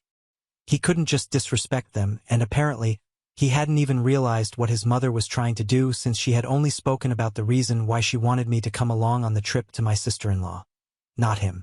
He had no idea that they intended to make me cook, clean, and babysit for them, so it was unfair of me to blame him for that. He said that he was feeling really guilty about everything and he just wanted to make things right with me, so he would want me to go on this road trip and come back to him, and apparently if I did not do that, it just meant that I never loved him in the first place, and now I'm just really confused. It feels like he's manipulating me, and I know that, but even then, there's a part of me that believes that I should just at least talk it out with him because I never really gave him a chance to explain because he couldn't exactly speak to me on the flight back home because we did not want to create a scene and trouble the other passengers. Anyway, I spoke to my friends about it, and they are vehemently against the idea of speaking to him. They just want me to block him and move on. I know that they are right, but I just want a second opinion, I guess, just to make sure that I'm doing the right thing. Aita for leaving my husband because he did not stand up to his parents for me? Update 1. First off, thank you so much for all the comments, even the mean ones. I guess I really needed a reality check that Ryan was always going to be the kind of guy who tried to manipulate me, and he had been a bright red flag right from the beginning, but I was wearing rose-colored glasses, so I did not realize that. Anyway, now that my friends and you guys have helped me realize it, I'm not going back. I have blocked him, and I'm going on this road trip with my friends to reconnect with them and regain the friendship that I had lost earlier because of Ryan. Update 2, quick update. I spoke to my lawyer, and he told me that the divorce papers are ready, and I can file the petition as soon as I am back from the road trip, which is lucky because I'm going back home in a couple of days, and as soon as I return, I'm going to file for a divorce. I have not heard from anybody from my in-laws' family or Ryan. He did not try to get in touch with me, and I'm happy about that because I don't think I want to speak to him at this point. The road trip has been fun though. My friends and I have been reminiscing about the old times, the good times, and gosh, I can't believe I left this behind for Ryan. Update 3. Hi. So it's been about 2 months since I returned from my road trip. The divorce proceedings started quite a while back, and we are in the middle of settlement negotiations right now. They are going quite smoothly since Ryan's family was able to brainwash him into believing that I was the bad guy here and he did not need me back. And I'm glad they did so because they just made the divorce process a lot easier for me. Now he does not want anything from me and is acting like I'm the villain here, and he's too good for me anyway. Good for him. He deserves better, and so do I. Now on to the next story. Story 7. Husband secretly gave away $10,000 from our savings to his unemployed sister for a huge birthday party. I'm a 35-year-old stay-at-home mom with 2 kids, a boy who's 7 and a girl who's 5. I used to have a career in marketing, and honestly, I loved it. I had my own paycheck, my own schedule, and I felt like I was really making something of myself. But when our son was born, I decided to stay home full-time. It just made sense with how expensive childcare is, and I wanted to be there for all those little moments. Plus, my husband, let's call him Adam, has a DC job as a mid-level manager at a tech company. He assured me that we could manage on his income alone, and for a while it seemed like we could. Adam is 37, and when we first met, he was the kind of guy who could charm anyone. He was always so confident, the life of the party, and he knew exactly what to say to make me feel like I was the only woman in the room. Our early years together were great, but as time went on, I started noticing things. He can be impulsive, especially when it comes to spending money. I would brush it off as him just being generous or wanting to enjoy life, but after we got married, it became more of a problem. Still, I thought it was something we could work through. Our kids adore their dad, and for the most part he's a good father, but when it comes to the daily grind, I'm the one who's really in the trenches. I'm the one who deals with the tantrums, the school projects, and the endless stream of laundry. Adam works long hours, so he's not around as much, and when he is, he's usually too tired to do much. I've learned to manage though, because that's just how things are now. Adam has this sister, let's call her Kelly, who's 29. She's the textbook definition of a spoiled brat. Their parents have always catered to her every whim, and Adam is no different. She's never held a steady job, and she has this entitled attitude like the world owes her something. Kelly always seems to have some crisis or another that requires everyone else to drop what they're doing and help her out. It's infuriating, but Adam insists that family comes first. I've tried talking to him about setting boundaries, especially since we're not exactly rolling in money, but those conversations never go anywhere. He promises to talk to her, but then nothing changes. Our financial situation isn't terrible, but it's not great either. Adam makes a decent salary, but with just one income, we have to be careful. We have a joint savings account that's supposed to be for emergencies and the kids' future. We've talked about using it to help with their education or maybe take a nice family vacation, but we're also trying to build a bit of a cushion for unexpected expenses. I'm the one who manages the household budget, making sure we don't overspend, but I've always trusted Adam when it comes to the bigger financial decisions. I thought we were on the same page, but recently I found out just how wrong I was. Kelly has always been a handful. She's the type of person who never seems to learn from her mistakes because there's always someone there to bail her out. She's never had to face the consequences of her actions, and it shows. She's lived beyond her means for as long as I've known her, constantly buying things she can't afford and then running to her parents or Adam when the bills start piling up. And every single time, Adam drops everything to help her out. No questions asked. It wasn't always like this between Adam and me. Early on in our marriage, I didn't mind helping Kelly out once in a while, but it became a pattern. Every few months, there was a new emergency that required Adam to step in with money or time. I've tried talking to him about it so many times, explaining that we need to focus on our own family, especially now that we have kids. He'd always agree in the moment, say he understood, but then he'd go right back to doing whatever Kelly wanted. Kelly's latest stunt was the worst yet. She decided she needed a lavish birthday party, something out of a movie with all the bells and whistles. She didn't have the money for it, of course, but that didn't stop her from making plans and sending out invites. And when it came time to actually pay for everything, she turned to Adam. I didn't know anything about it until it was too late. I've always been the one who handles our day-to-day finances. I keep track of our expenses, pay the bills, and check our accounts regularly.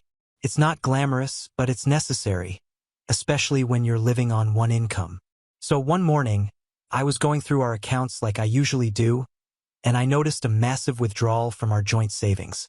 $10,000 gone just like that. My heart nearly stopped. At first, I thought it was a mistake, maybe some kind of banking error, but when I looked into it, I saw that it wasn't a mistake at all. The money had been transferred to Kelly. I tried calling Adam immediately, but he didn't pick up. I left messages, sent texts, nothing. As the day went on, I went from worried to furious. How could he do something like this without even talking to me? That money wasn't just his to give away. I couldn't understand why he would make such a huge decision without consulting me first. When Adam finally came home that evening, he was acting completely normal, like nothing had happened. I tried to stay calm as I asked him about the withdrawal. At first, he seemed confused, but then he casually mentioned that he had given the money to Kelly for her birthday party. He said it like it was no big deal, like it was something any brother would do. I couldn't believe what I was hearing. I asked him why he didn't talk to me about it first, and his response floored me.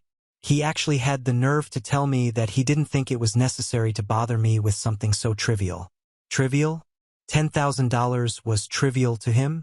I was so angry, I could barely see straight.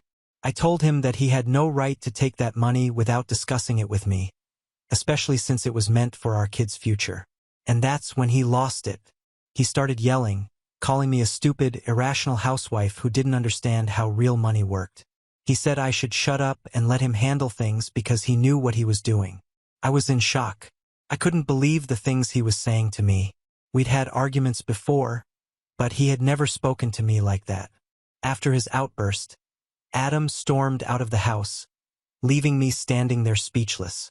The kids, who had been in the other room, heard the whole thing.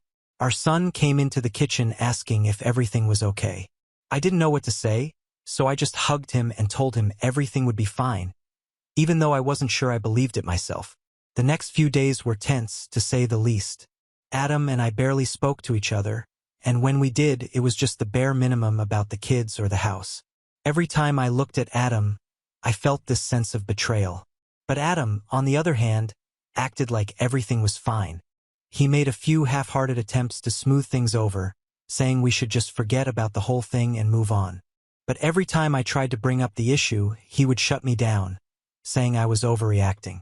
It was like he was trying to gaslight me into thinking I was the one in the wrong. Then came the preparations for Kelly's birthday party. Adam insisted that we all go, saying it would be good for us to get out of the house and that the kids would have fun. I didn't want to go at all. The thought of celebrating Kelly's birthday knowing that it had cost us $10,000 made me sick to my stomach. But Adam wouldn't let it go, and I didn't want to make things worse, so I reluctantly agreed. The party was just as over the top as I'd expected. Kelly had rented out this fancy venue with extravagant decorations and entertainment. It was clear that she had spared no expense, which only made me angrier. I could barely stand to be there, surrounded by all these people who were gushing over how amazing everything was. Adam, of course, he was all smiles, acting like he was the world's best brother for making all of this possible. When Kelly made her grand entrance, it was like something out of a bad reality show.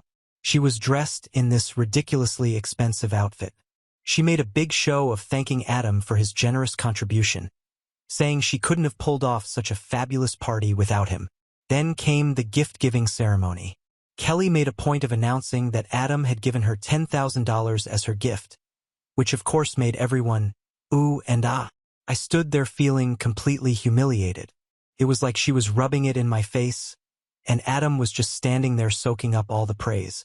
Some of Kelly's friends even came up to me and made snide comments about how lucky I was to have such a generous husband. I wanted to scream, but I just plastered on a fake smile and tried to get through the night. At one point, I had to excuse myself and went to the restroom to try and calm down. That's when Kelly came in, clearly tipsy, and started making these passive-aggressive comments about how some people just don't understand what it means to support family. She didn't say it outright, but it was obvious she was talking about me. I bit my tongue, trying not to lose it, but she kept pushing, saying how grateful she was to have a brother who wasn't stingy like some people.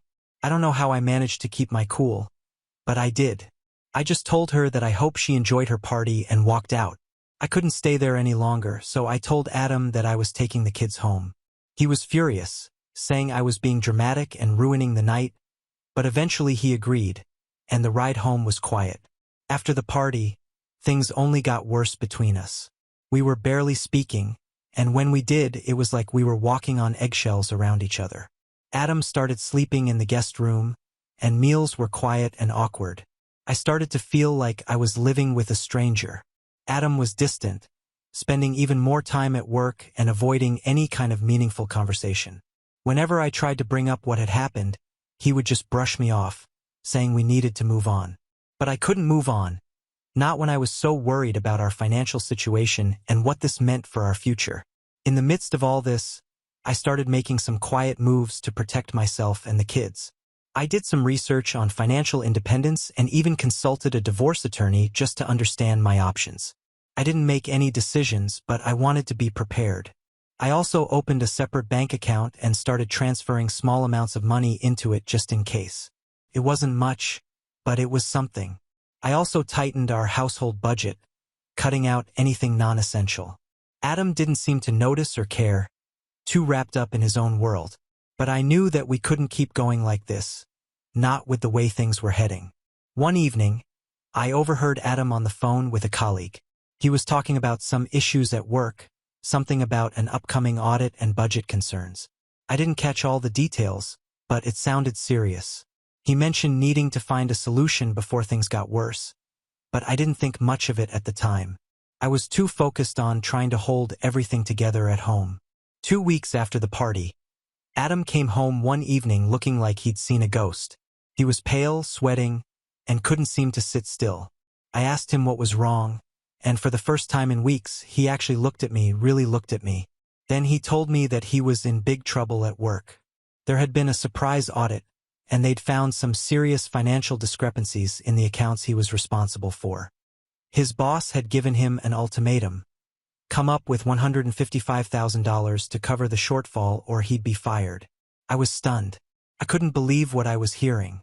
Adam explained that he had made some risky investments with company funds and had also used the corporate accounts for some personal expenses, thinking he could cover it up before anyone noticed.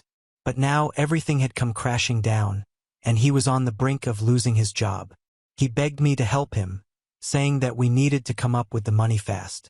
He admitted that he had already emptied our savings account, the same one he had taken the $10,000 from for Kelly's party. Now he wanted to dip into what little money I had set aside in my personal account. I didn't know whether to laugh or cry.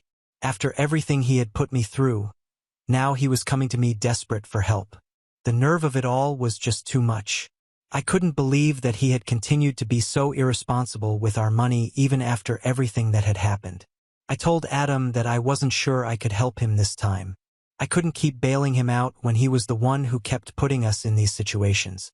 He tried to guilt-trip me, saying that we were a family and that we needed to stick together, but I stood my ground. I told him that trust had been broken, and I wasn't willing to risk our future for his mistakes. Adam didn't take my refusal well. He started calling everyone he could think of, his parents, friends, even Kelly, to try and come up with the money, but it didn't go the way he expected. His parents, who had always been there to bail him out, were furious when they found out what he had done. They said they couldn't keep enabling his behavior and that it was time for him to face the consequences. They refused to give him any money, saying it was a necessary lesson. Adam was shocked. He had always been able to count on his parents to help him out of any jam, but not this time. Then he turned to Kelly, asking her to return at least some of the money he had given her for the party. But Kelly, being Kelly, refused outright. She said she had already spent it all and that it wasn't her problem. She even had the audacity to accuse Adam of being disloyal, saying that if he really loved her, he wouldn't be asking for the money back. As words spread through the family about what was happening, the judgment started pouring in. Adam's aunts, uncles, and cousins were all talking about how irresponsible he had been and how it was time for him to grow up. I even got a few calls from his relatives offering their support and telling me that I was doing the right thing by standing my ground. The more desperate Adam became, the more irrational his ideas got. He talked about taking out high-interest loans, selling off whatever valuables we had, and even doing some shady side jobs to make quick cash. It was like he was grasping at straws, trying to find any way to get out of the mess he had created. One evening, I decided that enough was enough. I sat Adam down and told him that we needed to have a serious conversation. Adam tried once again to plead with me. He promised that he would change, that he would take full responsibility for everything, and that he just needed one last chance to make things right. He begged me not to give up on him for the sake of our marriage and our children. But I was done with empty promises.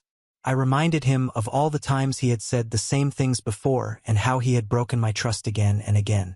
I told him that I couldn't keep living like this, constantly worrying about what he was going to do next. He needed to prove that he could change, and until then, I wasn't willing to put our future at risk. That's when Adam dropped another bombshell. He admitted that this wasn't the first time he had dipped into our savings without telling me. Over the years, he had secretly taken money out to cover up other debts and even to fund a gambling habit that he had been hiding from me. In the days that followed, Adam did everything he could to try and come up with the money his boss demanded. He sold off some personal items, borrowed from whoever he could, and even took out a high-interest loan as a last resort. It was a desperate move, but it bought him some time. Our relationship with Kelly and Adam's parents became strained. There was less contact, and when we did speak, it was clear that things weren't the same. Kelly tried to manipulate the situation, but I wasn't having any of it. Adam's parents seemed to finally understand the damage their enabling had caused, and they took a step back, letting Adam face the consequences of his actions. For me, this whole ordeal was a wake-up call. I started looking into part-time jobs. I knew that I needed to be financially independent, not just for myself, but for the sake of my kids. I will make a short update if something happens, otherwise this will be the final post of this whole saga. Thank you guys for reading. Final update. Hey everyone, it's been a while since I last posted, and I wanted to give you all an update on what's been going on. A lot has changed since my last post, and I thought it was important to share how things have unfolded. So after everything that went down with Kelly and the $10,000 mess, Adam and I made the decision to cut ties with her completely. I know some of you suggested this from the start, and honestly, I wish we had done it sooner. We blocked her number, unfriended her on social media, and informed Adam's parents that we were stepping back. It was a hard decision because despite everything, she's still family, but for the sake of our marriage and our sanity, it had to be done. The relief I felt afterward was indescribable. On a more personal note, I have started working part-time in marketing again, and it's been such a good feeling to be back in the game. It's not easy juggling work with everything at home, but it's worth it. I've also started building an emergency fund just for me and the kids. It's still small, but it's growing, and knowing we have that cushion makes me feel a lot more secure. As for Adam, he's been working hard to turn things around. He started budgeting, something he never did before, and he consults me on every financial decision, no matter how small. It's going to take time to rebuild the trust that was broken, but he's making progress. We're still a work in progress, and there are days when it feels like we're just barely holding it together, but we're moving forward, and that's what counts. We've come a long way from where we were, and I'm hopeful that we'll continue to grow stronger as a family. To everyone who's been following my story, thank you so much for your support. Your comments, advice, and encouragement have meant the world to me. It's been incredibly difficult to share this part of my life, but knowing that there are people out there who understand has made it a little easier. I'm so grateful for every kind word and piece of advice. Thank you for reminding me that I'm not alone in this. Until next time, take care of yourselves. Now on to the next story. Story 8. Husband passed away, leaving me with 3 kids. I skipped meals to feed my family and used food banks to stay alive. Throwaway account. My husband unexpectedly passed away a few months ago, and I became a single mother to 3 kids, age 16M, 14F, and 2F. Due to the significant decrease of income, I was no longer able to continue renting where we were, and all I can afford is a 1-bedroom apartment. Currently, I am sleeping in the living room with my youngest, 2F. I gave the bedroom to my 16M and 14F and asked them to share. In the meantime, I tried adding a privacy screen in the middle so they feel like they have their own space, but they are telling me that this isn't acceptable. Each of my kids used to have their own rooms, so this is a massive change for them. I've been looking for a better paying job for months, and so far I've had no luck. I can't get a second job because I can't afford to pay someone to care for my daughter, 2F, outside daycare hours. Neither of my kids, 16M and 14F, are willing to help, and they say my youngest is not their responsibility. I know this situation isn't ideal, but I don't know what else I can do. For the past month, I've not been eating anything for 2 days a week and just telling the kids I'm trying out the fasting trend for weight loss purposes. But the truth is I can't afford to feed us all, and I have been using the food bank. Prior to this, I had never had to use food bank services before, and I am so thankful that it exists. I am both thankful and deeply ashamed at the same time. Would I be the offender telling my teens that they must share the bedroom? Would it be better if I suggested my son sleep in the living room with me and have both my female kids share the bedroom instead? I do not live in the US, but it is not common for teenagers of opposite sex to share a bedroom. That is something I do absolutely recognize. Edit. Gosh, I really wasn't expecting so many responses when I checked back. Thank you everyone. All this time, I did feel it would be unfair to put adult problems on my kids. However, I will be giving them a surface-level talk about our finances. I'll also be bringing them with me to the food bank. Hopefully they'll be more understanding. Edit 2. The bedroom is larger than the living room. I am able to fit 2 single beds into the bedroom, and the kids have space to store their clothes while still having the room divider in the middle. The living room is smaller. I currently have my youngest and my own clothes stored in the hallway due to lack of space. It is right next to the washroom and kitchen, so there is a lot of foot traffic. The living room also doubles as dining space because there is no dining room. OP is voted NTA. Update 1. I had a chat with my kids after work. I still don't want to put an adult problem onto my kids, so I only gave them a brief overview of the dire financial issues we're having after my husband/their father passed away. Us downsizing to a one-bedroom apartment was not by choice. I also told them the truth about how I couldn't afford to feed us all and why I didn't eat 2 days of the week. I was afraid of how they would take the news, but it had gone better than I expected. My kids will be coming with me to the food bank for the next trip to help out. In terms of the rooming situation, both my older kids agreed that they did not want to share a room with my youngest, 2F, because she frequently wakes up at night and also has accidents. They also don't want to share with me because I get up much earlier than them to work and it would disrupt their sleep. They would rather share the room with each other while I continue to sleep in the living room with my youngest. My 16M and 14F told me that their friends were saying no kid should ever have to watch their sibling because they didn't create them. They've been told by their friends that it's parentification to be asked to babysit for even an hour, and it is never okay in any circumstance. That was why they kept calling me an offender when I asked if they could help with child care so I could get a second job. Now that they know how bad the situation is, my son said he wants to find a part-time job to help contribute. My daughter apologized and said it wasn't that she hated me or her sister. Both my son and daughter said they are willing to help take care of the youngest so I can get a second job. Hopefully I can find something soon and be able to move to a larger space. Relevant comments. Commenter. Did your kids call you an oop? Not exactly, but I was called an irresponsible parent for pushing my responsibility onto them.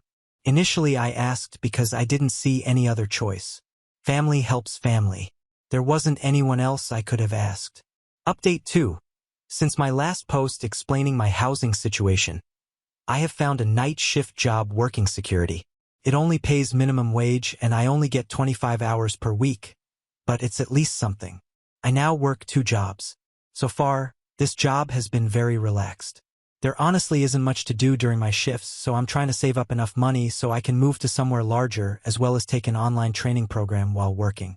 I already asked my manager, and he said he was okay with me taking remote training while on my shift as long as there truly is nothing to do and it doesn't negatively impact my ability to work when needed.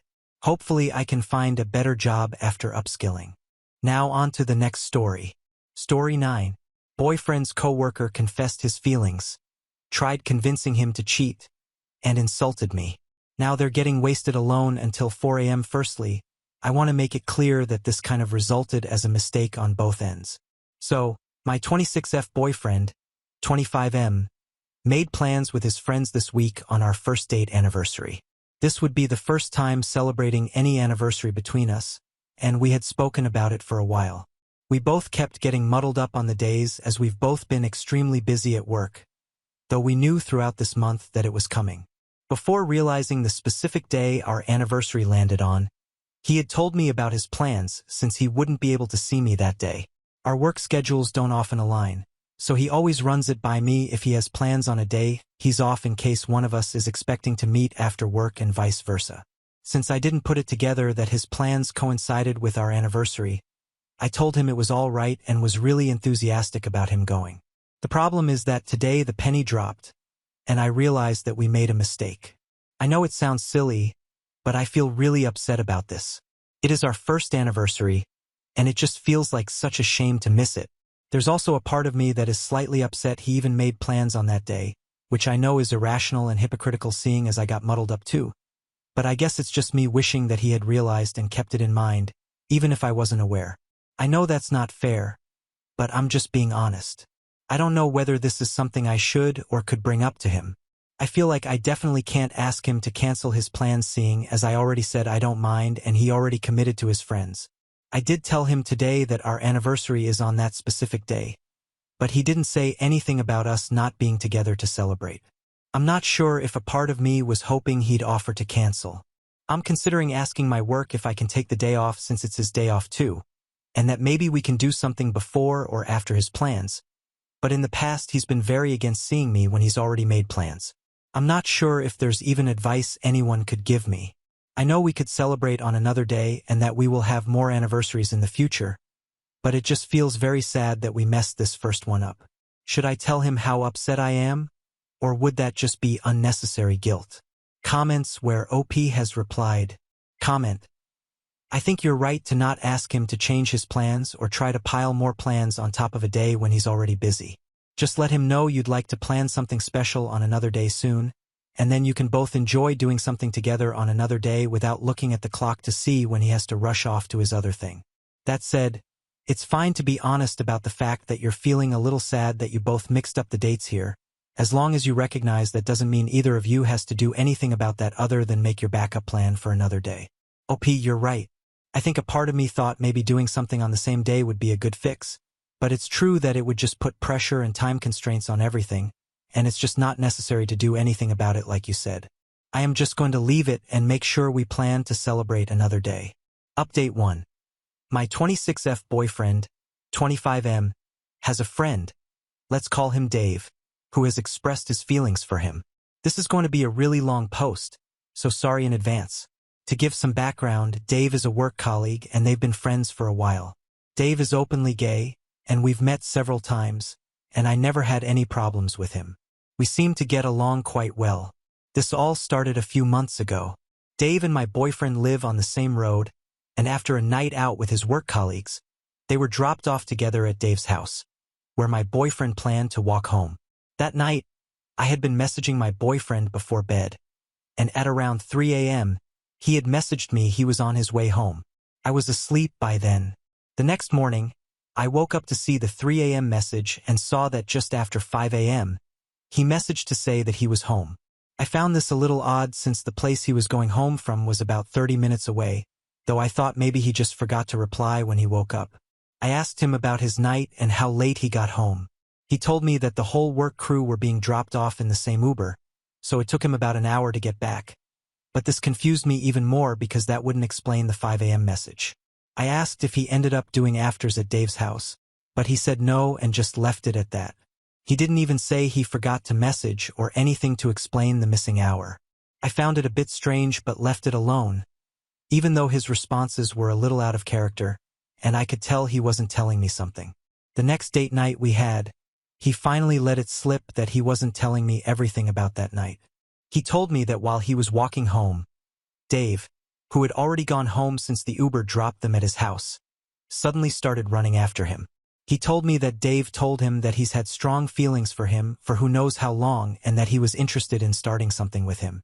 My boyfriend said he was really in shock and that he reminded him that he was straight and has a girlfriend who he's met. Dave asked if any part of him would be interested in trying anything, and my boyfriend said no. I wasn't extremely annoyed by this story other than being a bit bothered that he tried to proposition him that night, but I asked him why he wouldn't just tell me that this happened rather than keeping it a secret for a few days. He said he thought I might get upset, and when I asked him why I would be, he ended up adding more to the story. Apparently, while Dave was making this declaration of love, he was also taking the opportunity to badmouth me. Dave doesn't know me extremely well, but like I said before, our interactions at that point had been pleasant. He was telling my boyfriend that I do not deserve him and he could do much better than me, amongst other things. This, of course, did upset me and I felt extremely disrespected. Not only did he try and convince my boyfriend to cheat on me, but the stuff he was saying was also extremely insulting. Dave and my boyfriend ended up having an hour conversation in the rain. He jokingly referred to it as the most romantic thing anyone's ever done for him, but I don't really know how much my boyfriend defended me or made it clear that this type of dialogue isn't okay with him. He definitely shut it down though. Since then, I felt very uncomfortable with my boyfriend and Dave's friendship. I don't want to be the type of girlfriend that has a problem with any of her boyfriend's friends, but I really felt like Dave had crossed a line. Still, they are constantly together because they work with each other, and my boyfriend spends a lot of time with his work colleagues on days off, etc. The problem is that as time goes on, it's getting to me more and more. Yesterday I posted about my boyfriend having made plans with his friends, the work colleagues, on our anniversary. Basically, they are planning to play D&D, and Dave went over to my boyfriend's place yesterday at 6:30 p.m. to create his character since my boyfriend's never played before. My boyfriend had made it seem like there was a group who were going to help make his character, but it turned out to just be Dave. I only realized this because we're on FaceTime, and Dave rang the bell while we were on call because he had abruptly hung up the phone on me. He told me he would call me back later when Dave left and made it seem like he wouldn't be long. Well, it gets to midnight and my boyfriend still didn't call. I messaged to ask whether he was free yet, and he said that Dave's still there and they're having some drinks. Because I had work, I ended up just going to bed, and we said we'd call tomorrow.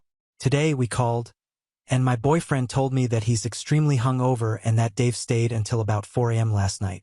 I asked him WTF happened since it wasn't meant to be a big night, and he said they were initially drinking beers but then moved to margaritas and lost track of time.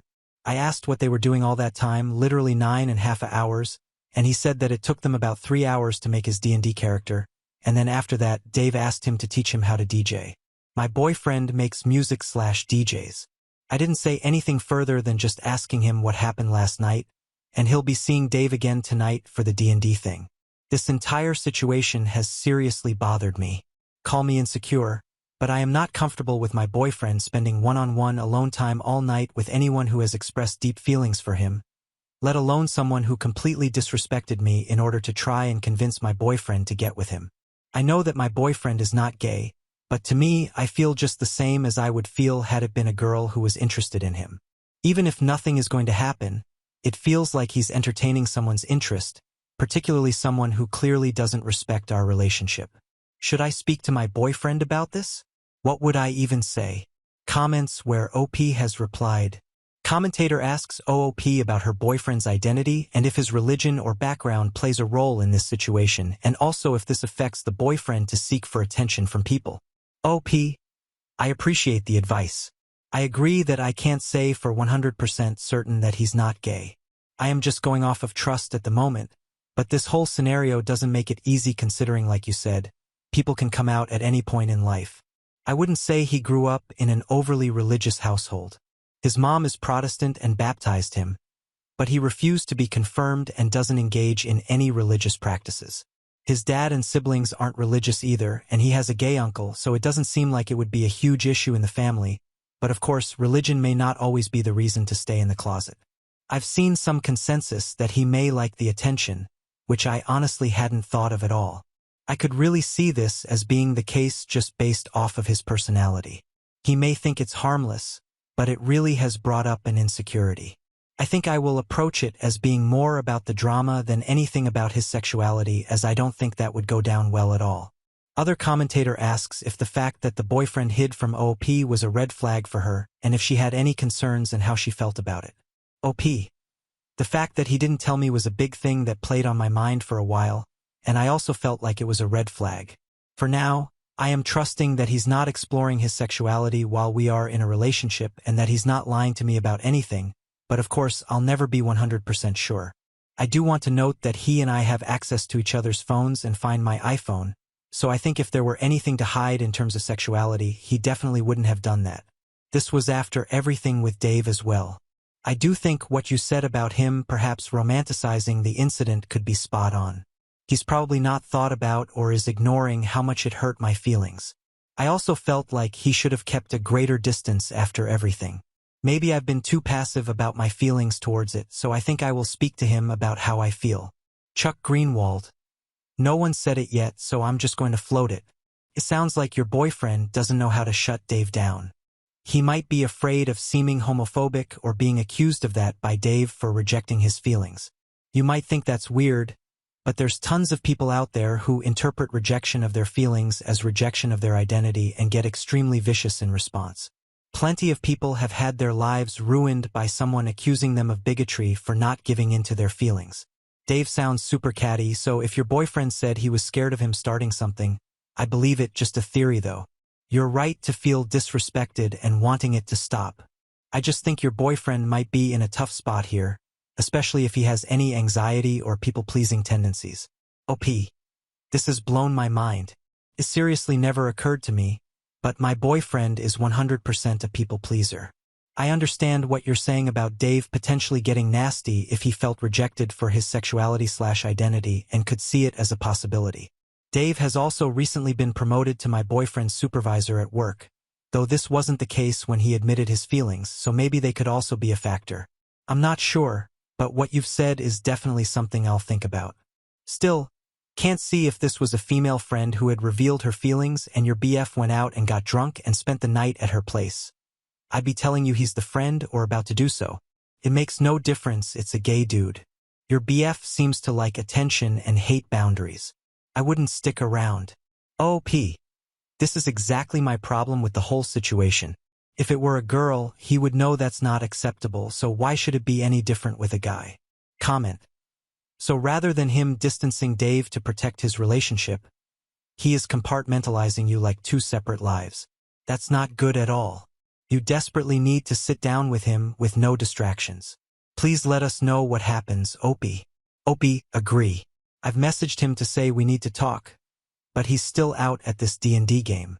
Apparently, a different friend drove him there, so he said he can't leave until that friend is ready to go. I made it clear that we need to speak tonight. With all the feedback I've gotten, I'm really not willing to wait any longer to have this conversation. I'll update once I've had the chat with him.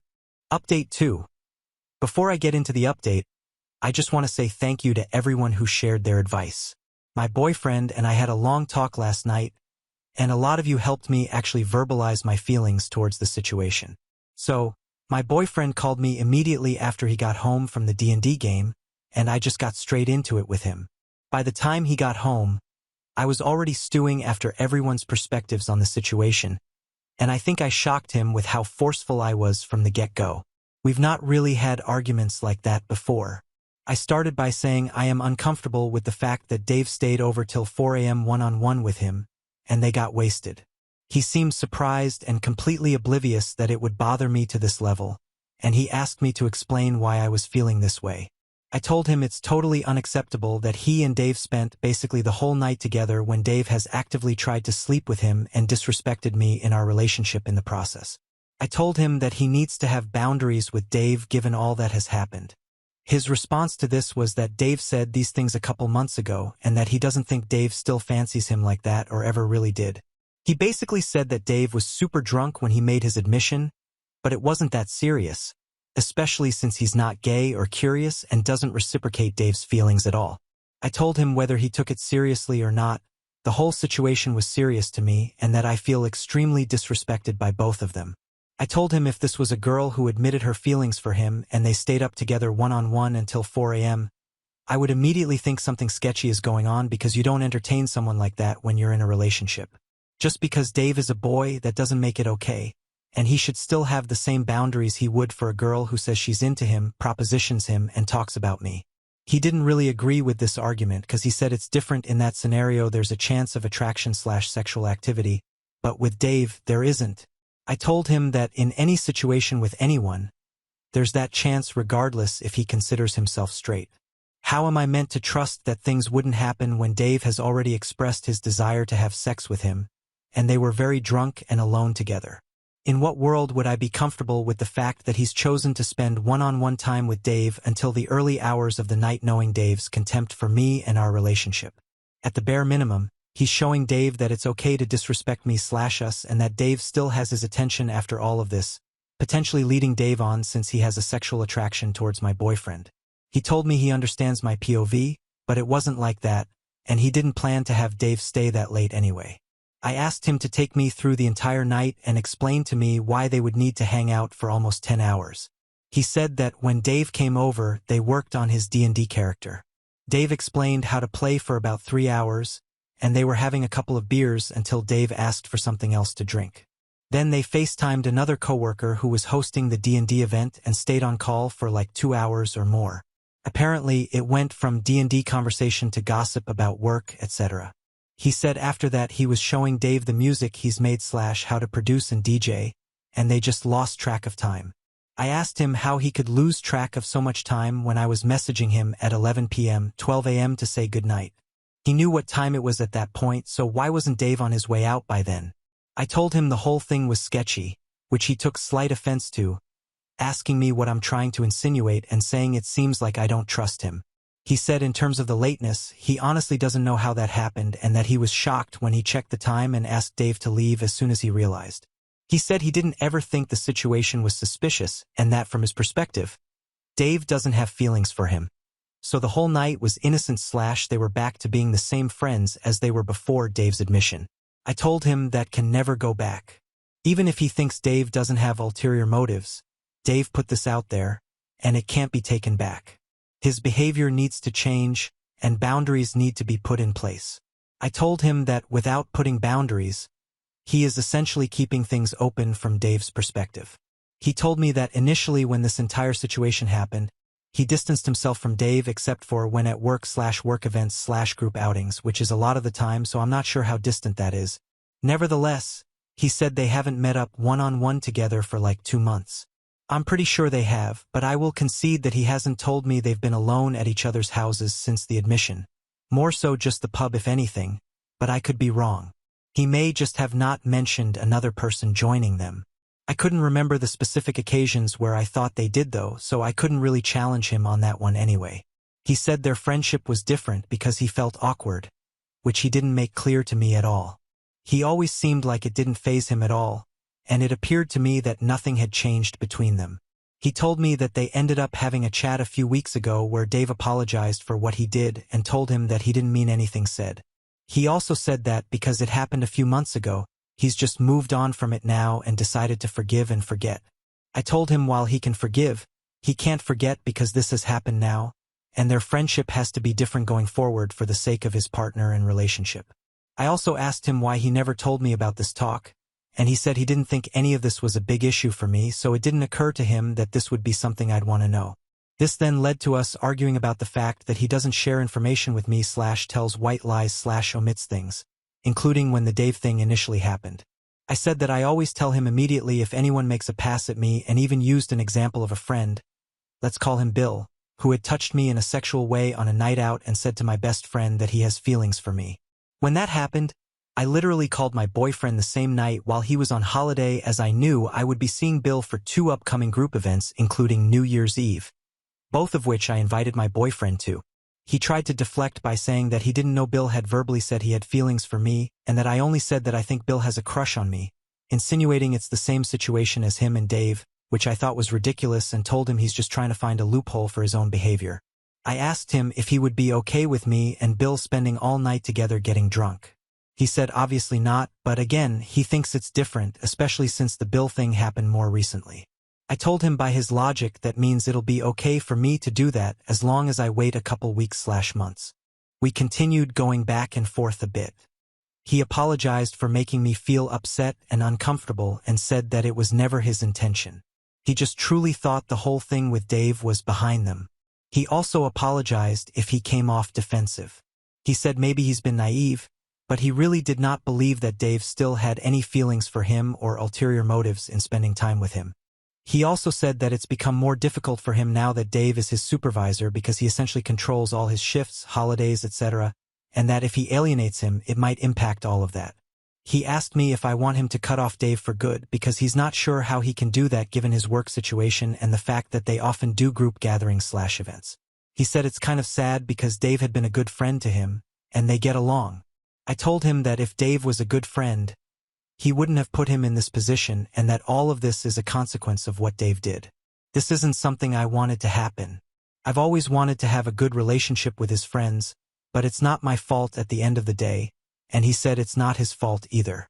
I told him that while I am not okay with them spending alone time, I do understand that there's not much he can do to avoid him at work. He told me that he has no problem with doing that or putting more boundaries as he doesn't ever want to disrespect me. He just wasn't aware that this was something that bothered me this much.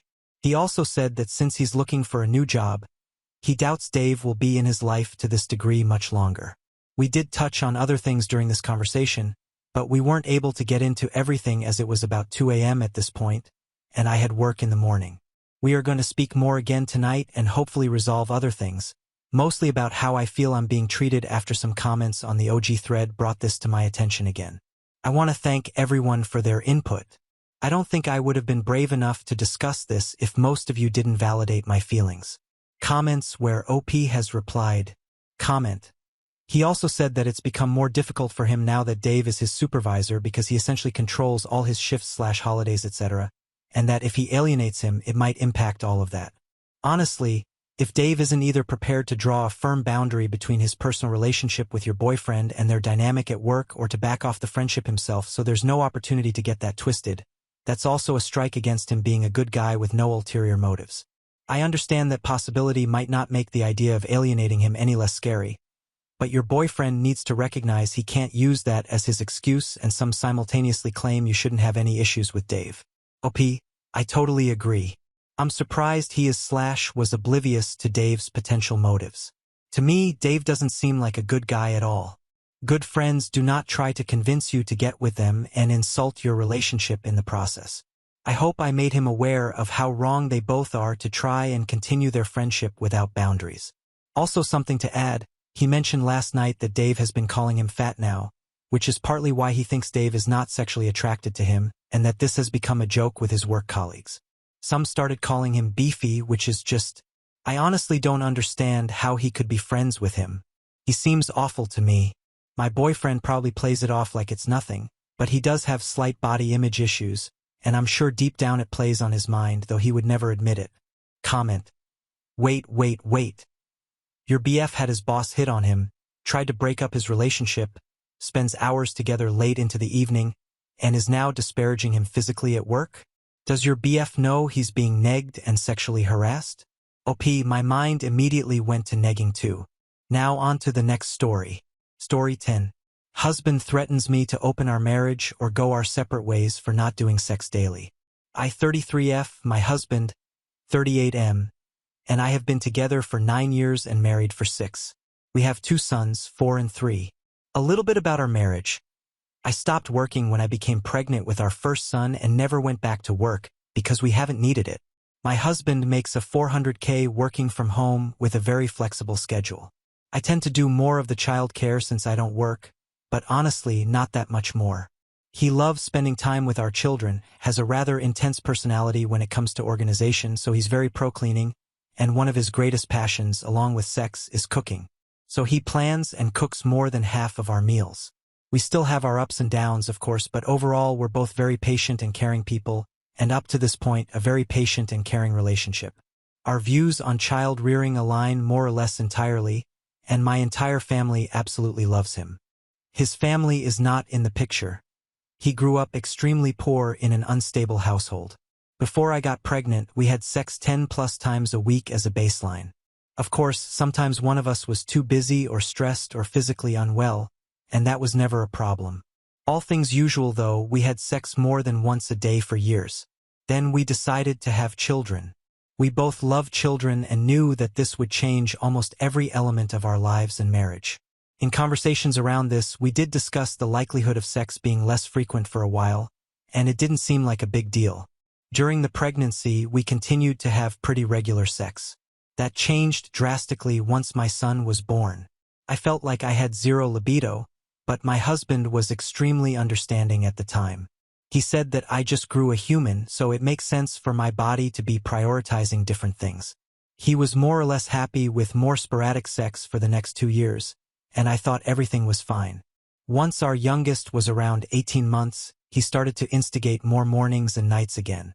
I turned him down a decent amount because I just wasn't feeling any desire for sex. After a couple months of this, he asked me what he could do to help me get my drive back to what it used to be. He asked this gently, and I didn't respond as well as I could have.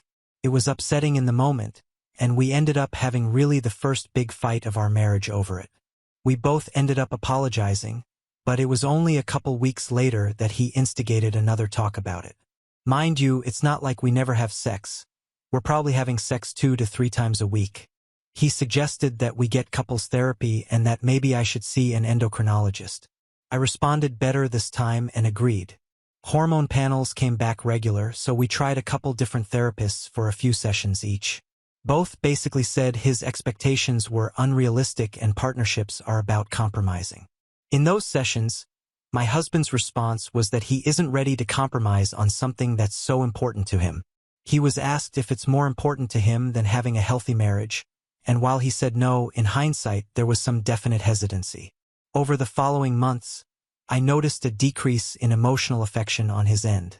It's hard to put a finger on, and for a while I told myself it was just in my head.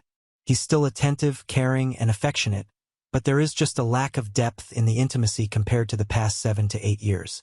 He also stopped initiating sex as often, which I was hoping was just him becoming more comfortable with some level of compromise.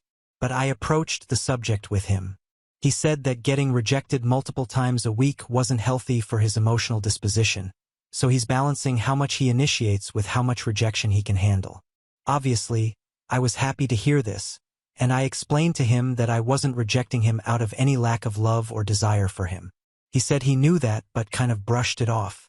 Still, I've tried to get him to go to therapy by himself, but he insists that everyone has different methods for processing things, and therapy isn't one of his.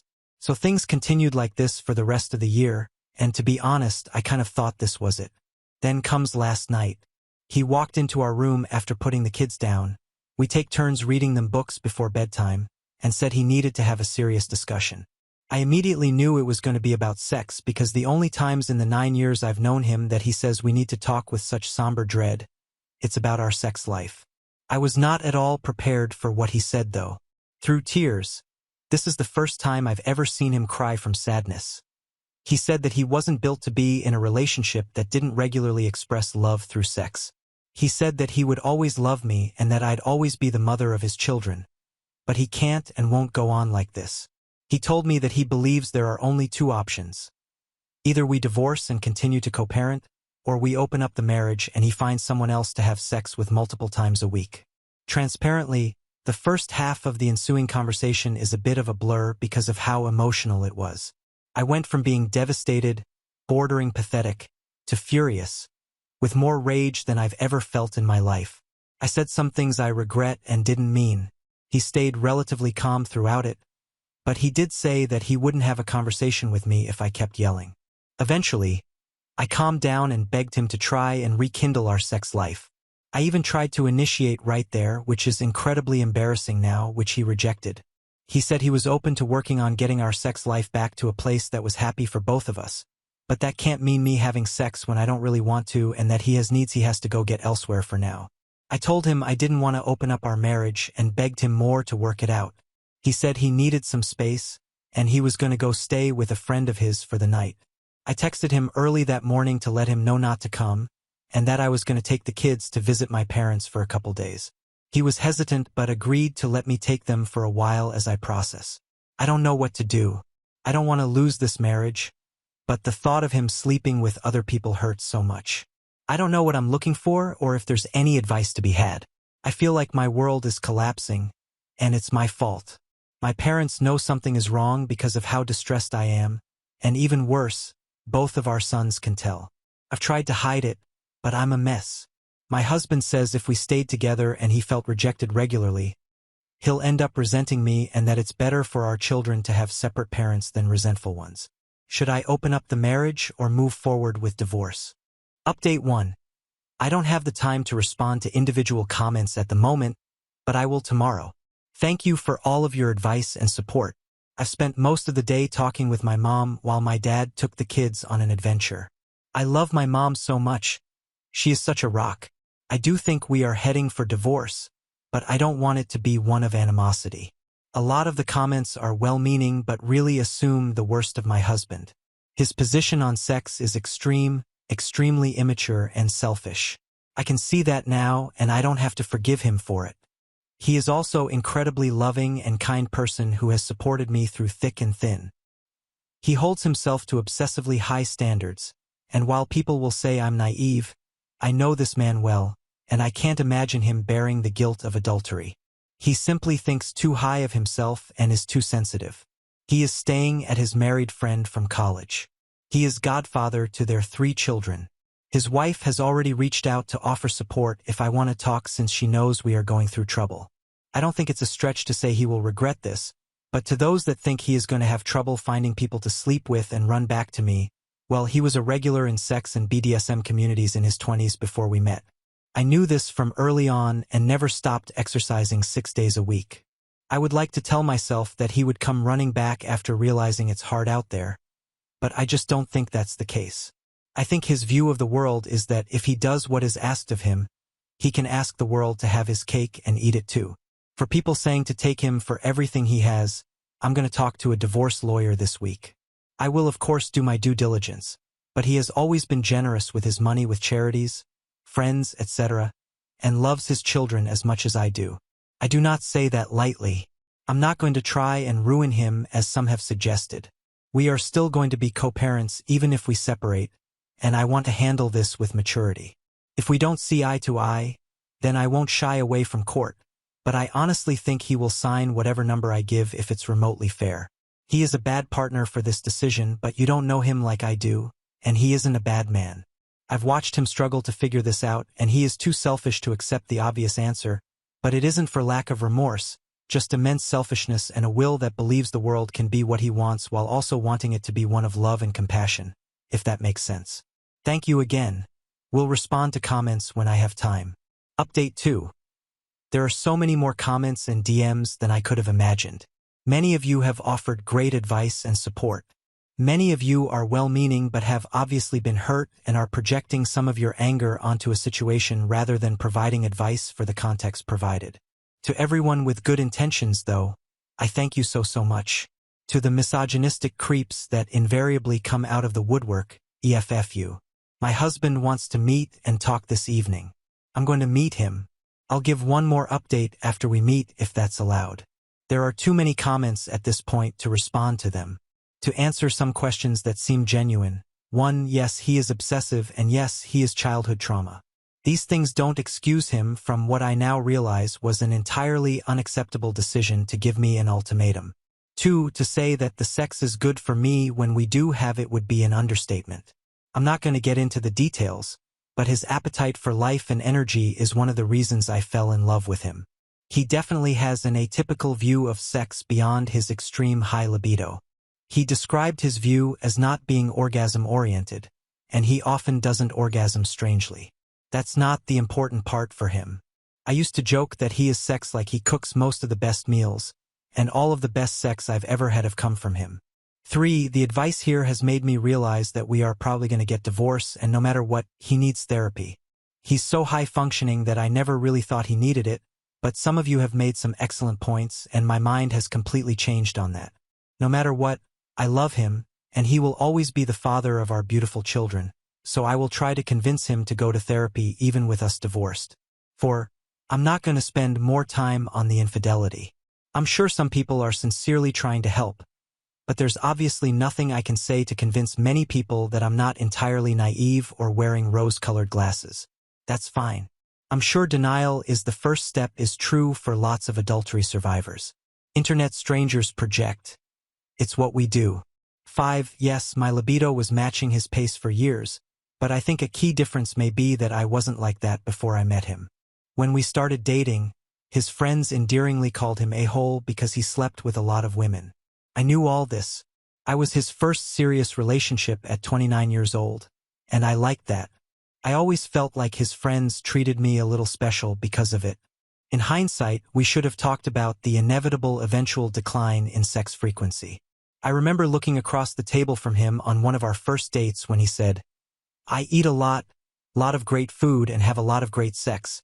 At 24, it sounded like he had figured out what was important. Now at 33, I don't think he's matured appropriately to recognize there are so many more important things. I feel sorry for both of us that this is the case.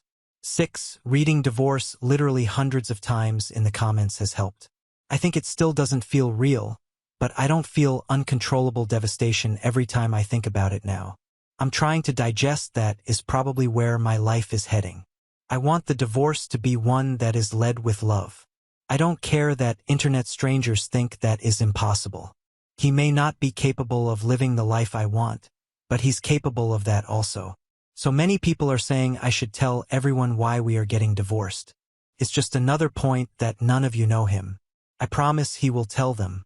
He will say we were no longer sexually compatible. There will be shock, but probably not as much as I wish. He is an incredible friend and godfather to more than one set of friends' children. They will stick by him just like he would stick by them. Update 3.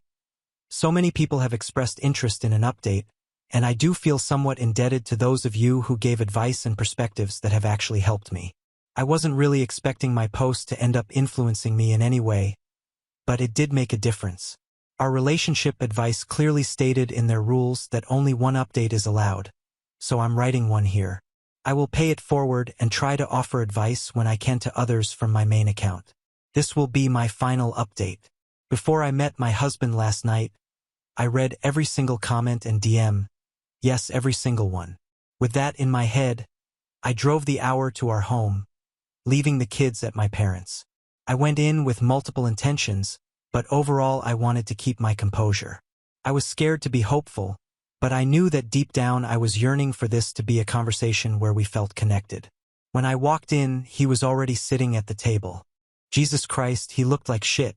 This is a man who is typically hyper-composed, so before words were even said, I had already never seen him like this. He tried to ask me how I was doing and how the boys are. I was blunt that the boys are fine having a snow day, and that he was the one who asked me to come here, so tell me what you want to say. The way I said it didn't feel good, as there was an air of coldness that is just so foreign to how either of us speak to each other. But it's how it came out. He started by apologizing and saying that he could have done better at organizing his feelings and presenting what he thought our only remaining options were. I didn't read too much into this because he almost always thinks he could have done better in every situation in hindsight and is rarely satisfied with how he performs. Then the surprise, he said that he thought about it and that opening the marriage wouldn't fix anything and that it was a desperate and frantic idea he had thought the night before. He said the only way forward is for us to separate. He said he had already gotten 3 months unpaid leave approved from work to handle things. He was breaking up a little bit already, and I was doing my best to not let that make me start breaking up because one of my goals was to try and stay calm. Part of me regrets my next move, and to be honest, I know I did it because of some of the advice. I looked him in the eyes and asked him if he already found someone to sleep with. It felt cruel after I said it because I didn't believe he had, and it obviously only hurt him further. Of course he said no and asked me if I thought he was capable of that. I told him I didn't know what he was capable of anymore. More hurt.